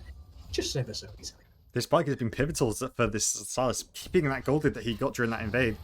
And he's just been roaming up non-stop, just looking for those ultimates. And I'm pretty sure the ultis that he has landed has gone mostly onto this Silas. It's really looking pretty bleak for the side of Team ER. The gold lead about 4k here, and look, Pike's just hard camping this mid lane. He's the third jungler himself. I say third because, well, why not? He can be in two places at once with the movement speed on his W. So. Yeah, has his mythic completed, of course, as well as the entire rest of Chonk, looking to take that advantage and see that item advantage already. That 4k coming up big here for Chonk, and as you mentioned, the Pike being such a big part of it with that bonus gold he's been giving. And just the comfort, he's taken the Ionian boots, he's able to walk it up into this mid lane and just make life miserable here for Yar. I mean, that's fall through the iciness that Yar bring. I definitely say the Ionian boots were a bit of a mistake. I think Swifties are just always better here, but either way, it's working out well for them. There is a shutdown on this Pike, so really worried about giving that over. He has gone the Dust Blade instead of the Prowler's Claw, if you want that aggressive option that is normally paired with the Hail of Blades build, but will allow him to last a bit longer in these later team fights. This Vayne has been left alone in this bot side, but looks like they are getting a rotation down. Slinny is in the background, but he doesn't know there's 4 members coming down for this. Yeah, at the moment there's action in the top side, but it will take us straight into the action bot side, as you alluded to, and build us up for the Vayne. Popping the ultimate on the hunt for something, isn't going to find anything for now, but an exchange of ultimates. Victor's burnt, or is that Silas's version? That was Silas's version of the Crank. Looking for something here. Is going to connect to the Condemned here as well onto that bottom side. The Jinx Rocket is going to be big as well. Looking to get excited. She's excited for the Arcane. I've made that joke before, but it could actually be true this time around. Going to get the shield bow out of here. Slinny going to get Condemned into the side of the wall. Going to look to trade into the Vayne. Going to get her own shield bow. It's Zandia in the 1 versus 2. The lifesteal here from Chris is going to be huge. There's 2 shield bows down. He's going to get the zap on the backside. He's going to look to the chompers into the back as well. Not going to find it, but he's going to find the rockets and take down Graves. Massive from the side of Team Yar, but though the Zinx is getting ahead, how is she going to deal with that Vayne? Because the Vayne was able to get the kill onto Slinny as well, so yeah, you might be happy about the trade. But here, sat in the control wood looking for something, might be banging off more than the control, but is able to get the press the attack and the trigger first, despite the health disparity. Arigato knowing exactly the way that trade was going to go. that Vayne's feeding themselves. Definitely, you have to be. That is the item diff there coming through as well, with the life still being able to come through. Krakenstein not yet, wasn't yet purchased for the side of VR on Zandia, so disappointed. Either way, the shutdown for Pyke did go down over to this Jinx, I believe, so that is a massive amount of gold on this Jinx on the reset, so as you see, able to finish off. That God Lead was 4k. Looking to put it back up to that amount. Pyke, the ultimate available, is not going to be using it just yet here onto the answer. Going to use the Ignite to let that one tick down. He's going to pick it up instead on the Ignite rather than Sam's picking that one up. So again, as you say, we'll take it back to those bounties. And now Pyke ult is up for this play. If they go aggressive onto him, they could see some follow-up, and then the Pyke ulti coming down to get the extra gold from it. But look at the gold leader has been expanding pretty evenly now. I think it's actually evened out slightly after that play in the bot side, but still about 3k, 4k ahead for the side of Team Trunk, and I can't see a reason why it's going to slow down with objectives coming up in the next minute. Yeah, the only way that is going to accelerate is by finding those shutdowns here onto Gnar and onto Vayne. No. It's definitely not going to accelerate in your favor if Jinx is the one going to get called out with Alistar ultimate on top of a Sylas. That was never going to be winnable. Maybe something could be found here in the mid lane if they want to force it, but they haven't been going well for them so far this series. Just a solo battle on the bottom side. Going to get flipped into the wall here as well is Zypher on the back end of the Voyage. Not going to find any time in return, so he's just going to pick up this way.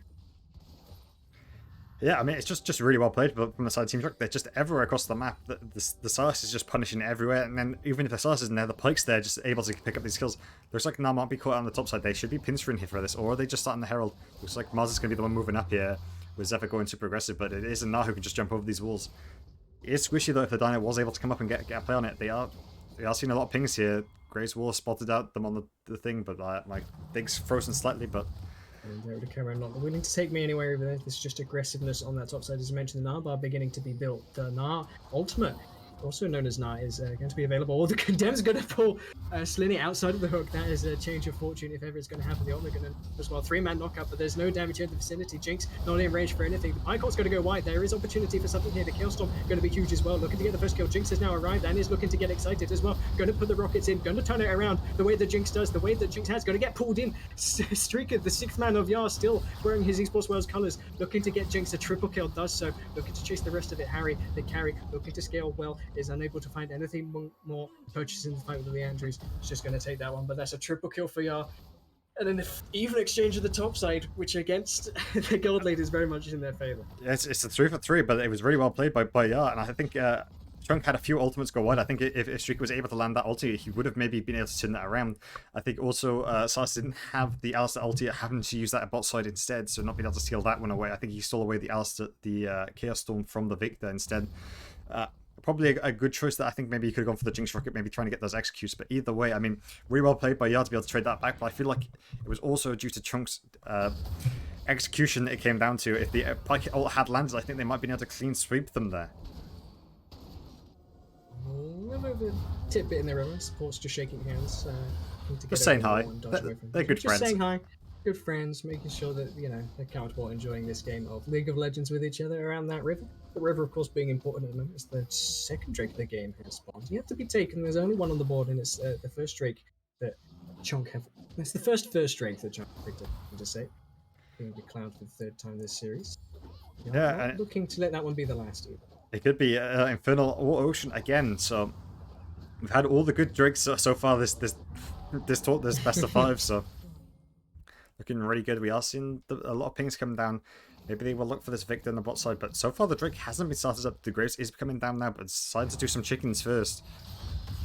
Well, it looks like they just don't need the Graves to do it. Yeah, Drake being picked up, gonna get that one, as well as the tower in the bot side that also fell quite quietly. Victor feed into that mid lane, but instead it's just going to be the one picking up the wave from the bot side. Jinx looking to pick up some chickens in the top side. Zephyr going aggressive. Mars is on his way up. Stuff's going to action in the top side, as you say. Hebert's going to knock Gnar back. Flash Pulverize going to connect here onto Gnar. No hop available. Going to get eaten up first. The longer this one goes, the better it is for Gnar, because there's Pyke on the way as well. He's going to go Mega and get the double stun as well. Going to get the second double stun and the follow-up stun here from Pyke as he arrives in time. He's going to put the 400 gold into his pockets. Has the ult reset available as well. Vayne in the vicinity looking to connect, but the Moonfall's going to shut the Pyke down before he can get the second cast. It's now Slinny stuck in the 1v2. Now he's going to go mini, but the Vayne is big enough for sure to clean him up. So that's a victory for Chunk again on that top side. Yeah, what you think was a play for Yar, starting off with the Alistair roam up, just not able to burn down to this tanky version of the Gnar. Like, you got Merc Shreds and the No Magic Yeah. Mantle, as well as the Divine Subject, able to just last so long before he's able to hit that ultimate, get that stun off, CC chain them into the Pike ultimate. And yeah, with all the Pike goes down on the backside, the rest of the team has rotated up there. I think it's just a better team play from them so far in this best of five, just able to follow up on everything that they do. And I mean, his Pike's been everywhere this game, just really popping off on that. Yeah, with the Umbral now available as well, he's going to be able to go just about where he pleases without being spotted, and he's going to go invisible inside these fights every time he gets a reset on that ultimate.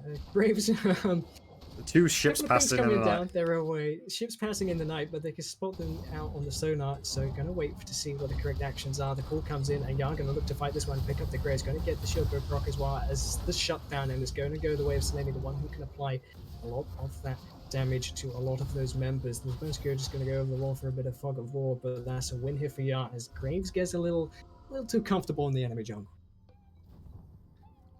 Yeah, definitely. Just a bit of an overstay there in the mid lane. Like trying to find the hook on the Jinx, just slightly wide though.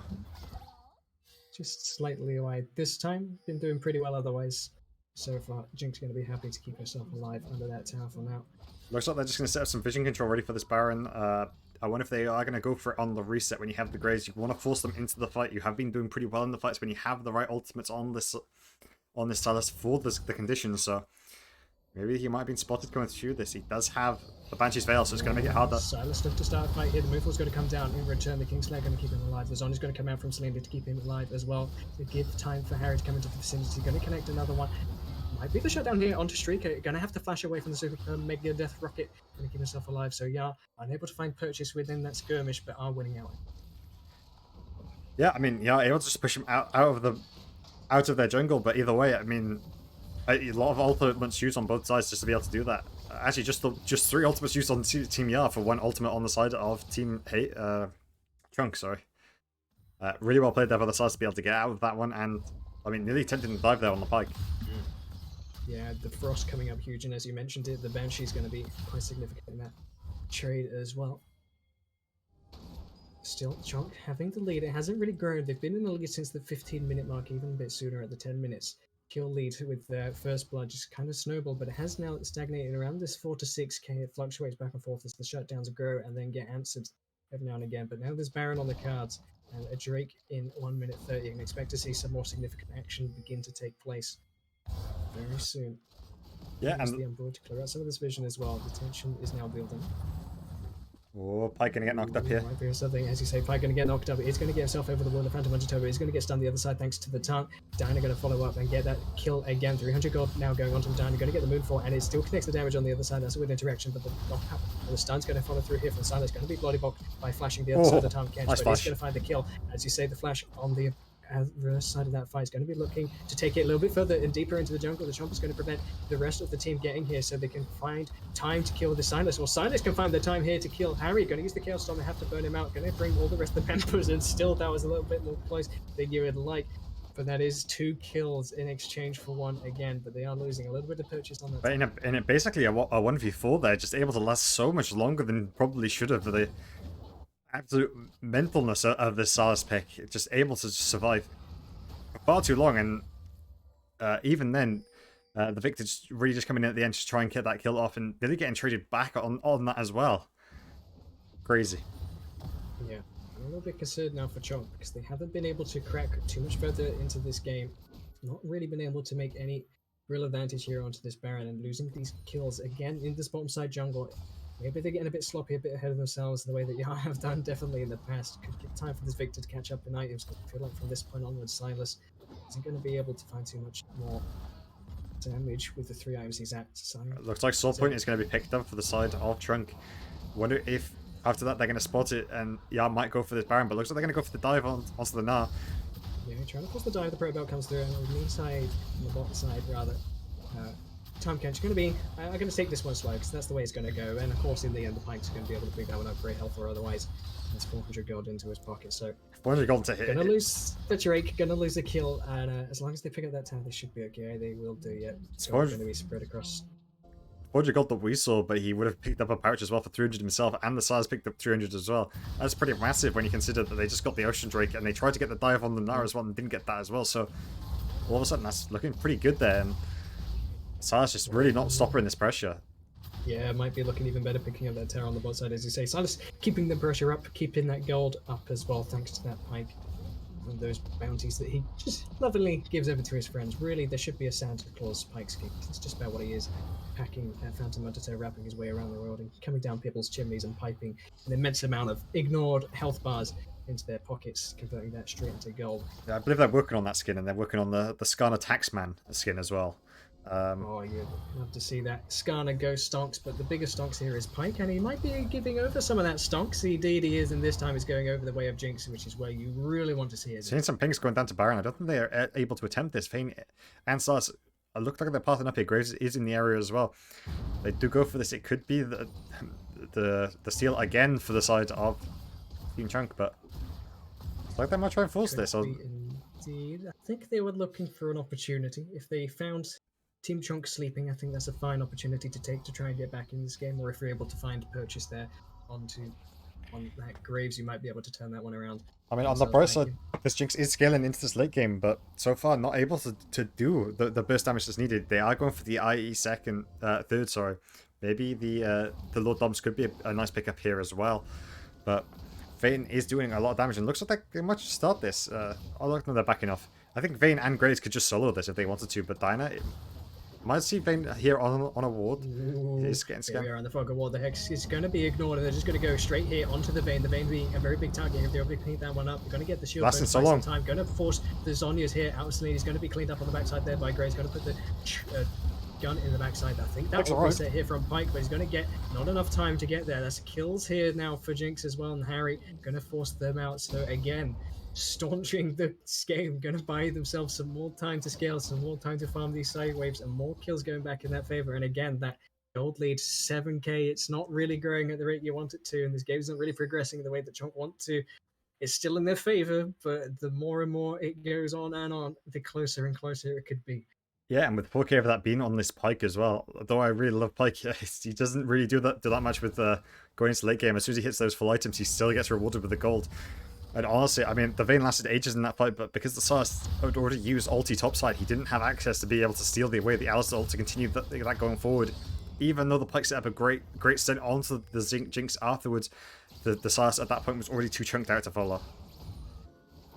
I feel like Yar have gotten themselves a bit of relaxation in this game. I felt very early on, they felt very pressured to see it in their play, and the way this game's gone. Just look at the kills at the top there. It's been absolute mania all the way through, but for now, since it's been stalling, they've seemed a little bit more patient, a little bit more willing to take even trades. It's been going in their favor, and I think the longer this game goes, the better position they could be in mentally. Of course, every single fight could still be their last the way this gold lead is, but they've been doing well so far to skirt around that disadvantage and find picks for them.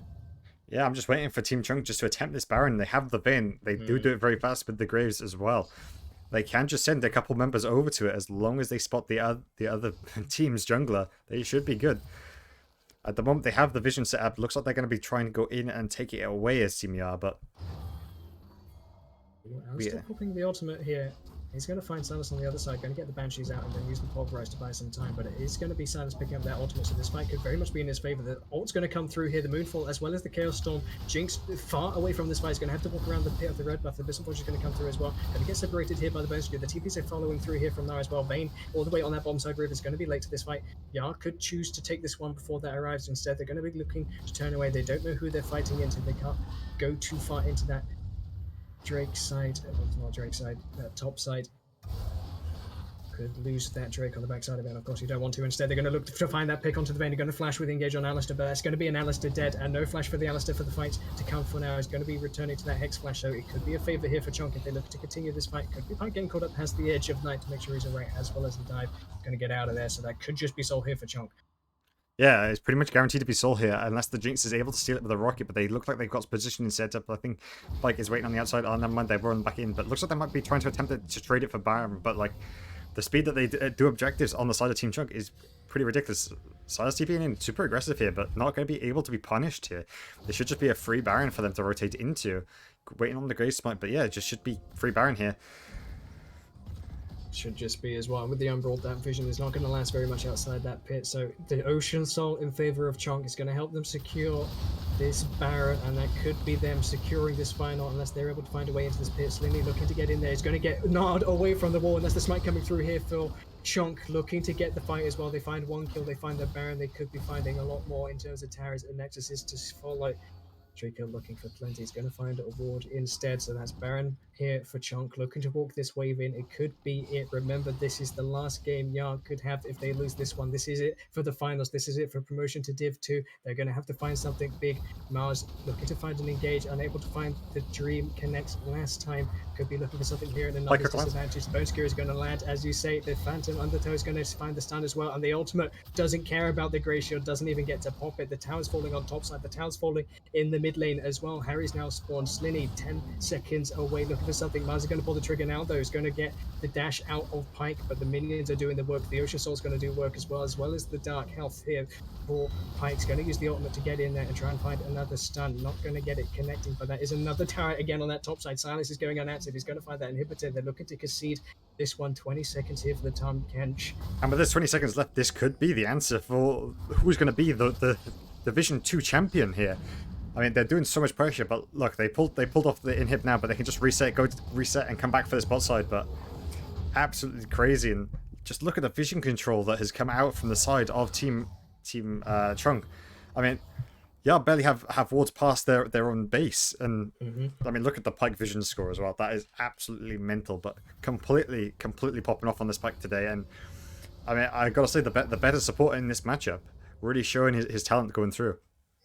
Yeah, and you love to see it as well on a signature champion, of course. Streaker pulling it out for us in the past before he's pulling it out in droves here for Chunk, giving over maybe a couple more kills than he'd like to be clean, but he's still looking to finish this one in style. Could still do exactly that in this game. Now looking at 32 minutes and a very convincing 10k gold lead, at least looking for 12 and looking for more as he finds his way into the face of Jinx. Going to flash the Phantom Undertow and just about does solo kill the Jinx, and that could just be it for Yar. That could just be it for Yar altogether. Drika is maybe a little bit upset about not being the support to start with, but he could be very much happy with the result. He's going to find for now able to shut down solo the Yar ADC. They're looking to close this game now with the Silas is pushing the bot wave as well, so they're going to be here as 4, as you say. So this could be Yar's last chance in a 4 versus 4 without their Jinx. They could be looking to find something. Slinny on the die, and he's going to find the move for here onto 3. That's the biggest chance they have. The Chaos Storm following through as well. Mars could be the first one to fall. It's doing so. Arigato is going to get that kill. Silas is now arrived at this fight as well. There's no Yar health bars as well. There's too many blue health bars along with the minions. The red ones, the red towers are going to fall next. This could be the 3-0. I think it is the 3-0. I think it is Chunk coming up huge in this series. Nice Division 2 champions. The Division 2 champions. Division Team 2 Chonk champions are going to be Team Chonk. All that's left is half the HP on the Nexus. A nice clean 3-0 and the Ocean Soul to finish that one up. Team Chonk, huge in the series, huge 3-0 and a huge congratulations to promoting to Division 1. What a crazy turn of events. Honestly, so incredible to see a team come out with 3-0 at this tournament. The rest of the games have been so close with just everyone going to 5 games, and Team Trunk just come through and go, nah, it's a 3-0. There's not even a chance you're coming back into this game. And honestly, in the last game, it just seemed like there was a mental diff coming in from Team Yard, just not able to find the players that they went for. And I got to give props to the Pike. I mean, just complete and utterly popping off wherever he was, creating the best vision setup, giving so much gold towards this Silas. Honestly, snowballing super heavy, and I mean, well played to Team Trunk. Honestly, I wish we had a fancy animation for you as well, but we don't. But you guys played insane, and I hope you do the best in Division 1. Yeah, I mean, I'll be excited to see how they go. I think that's pretty much my expectation now for Team Chunk. I think I was very excited to see them take a series against us at the start of the season. Who knew that it was going to be the same in the finals, right? Being able to sweep us aside in that scenario. Major congratulations. And again, well done for highlighting absolutely a huge winner in that game and a huge win for Streaker, I think, personally as well, unable to make it onto the roster this time around. Seems to have won the better side of that deal, as I say, but I think that's not to deafen anyone else on the side of Team Chonk. I think Merc had an incredible series, having to ban away the Echo and the Ivan from him.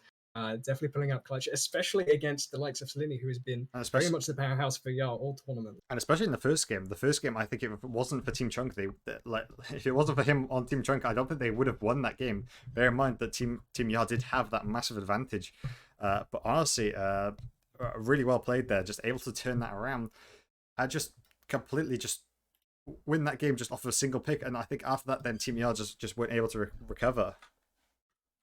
Yeah, I will give credit. I am super proud of my team. I am super glad with work and the amount of dedication they've been able to put in.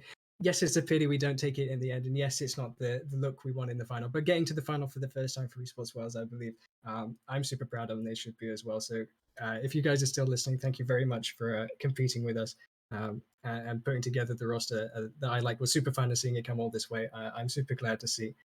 So I hope you guys are still happy with the rest of the split, even if it's not the victory you were looking for. I'm super glad as well that at least the first game of this, the third game, it was biting. Like I could feel the potential for comeback, and I love the fact they would be with the Jinx as well. So condolences, of course, to Team Yacht, and major congratulations yet again to Team. Yeah, I mean, absolutely mental. I'm so happy to see such a great game series. I'm surprised that it was only 3 games with how close some of those fights were, but the first game gave us so much hope was for Team ER. They were so far ahead in gold, and ever since then, throughout the next two series, Team Chunk just never let them get back into the gold lead. Never let them have a single gold lead. They started contesting objectives and just popped off everywhere. Really. Yeah, and I think for us that was super exciting to see because apart from the Haven series and won a couple of games in our quarterfinals, Yar had mostly been unchallenged, and so being able to see the other side of Yar trying to turn the narrative for them to try and come back in a series. Yes, it didn't go their way, and it was a 3-0. So coming back was perhaps put off the board. I think that just basically highlights how great of a team Chunk were, especially just in that first game being 2K behind it quite early on, able to recover that one with very much their style. I think that's where our conversation kind of started. This talking about draft at the start of the day was Team Chunk being that Chunk champions, and now they are exactly that. They're the Chunk champions of Division 2. Yep, the CCs of the Valve community. Can get behind that. But yeah, they played really well to get the leads they had.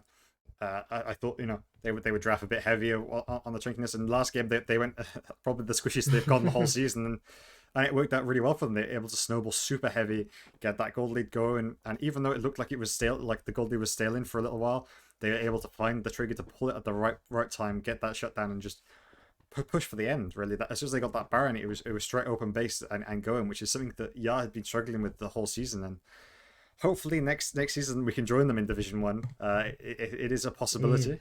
I think that'd be a lovely thing to see. I think with Yar, with the way that they were scaling up towards this playoffs, I think they could manage it next season. But yeah, I just think that the mental difference that came in after that first game hit Yar just a bit too hard, and then there's a couple of picks that just went a bit astray and just unable to recover then. Yeah, well, now that our greatest opponent is out of our division, as you say, next split, maybe we can have a lot better of a look. For now, though, you'll have to keep your eyes tuned on our Twitter and around our Discord and around our Twitch channel for news about that next split. I'm not too sure when it is. I assume Valence, they've been pretty quick with turning around on these splits, so it shouldn't be too long before you next see Yar in action. And if you want to do so, you'll be able to find probably myself and Gizmo there for next split. For now, if you've been watching us just for this series or even for some of the series before, we'd like to thank you ever so much for joining us. It's been a pleasure so far. We'd like to thank HyperX as well, who have been sponsoring these streams and giving us mics to provide to you this content, so you have been enjoying it. You can thank them for it partially as well. So that'll be my goodbye. So thanks very much to the members of YAR. Thanks for Chunk for giving us quite an exciting final, even though it was a 3-0. Of course, thanks to Valence as well for providing such a facility. Any goodbyes for you, Gizmo, before we turn it off for this split? Yeah, honestly, really great games to cast. I'm so happy that I had the opportunity to cast all of their games this season, except from the one I think I missed because I was on holiday. Looking forward to coming back next season and casting them again. I think it's great experience for me. Great chance for me to practice my casting going forward. And I think we'll throw it to the end. I believe we have the CS:GO team playing at the moment, so if you stay tuned, we'll be rotating you into that. So I think that's it from us here. So I'll throw it to the end, and I hope you guys stay to watch the CS:GO. Yeah, of course. Thanks again, everyone, and we'll see you soon. Ta-ra.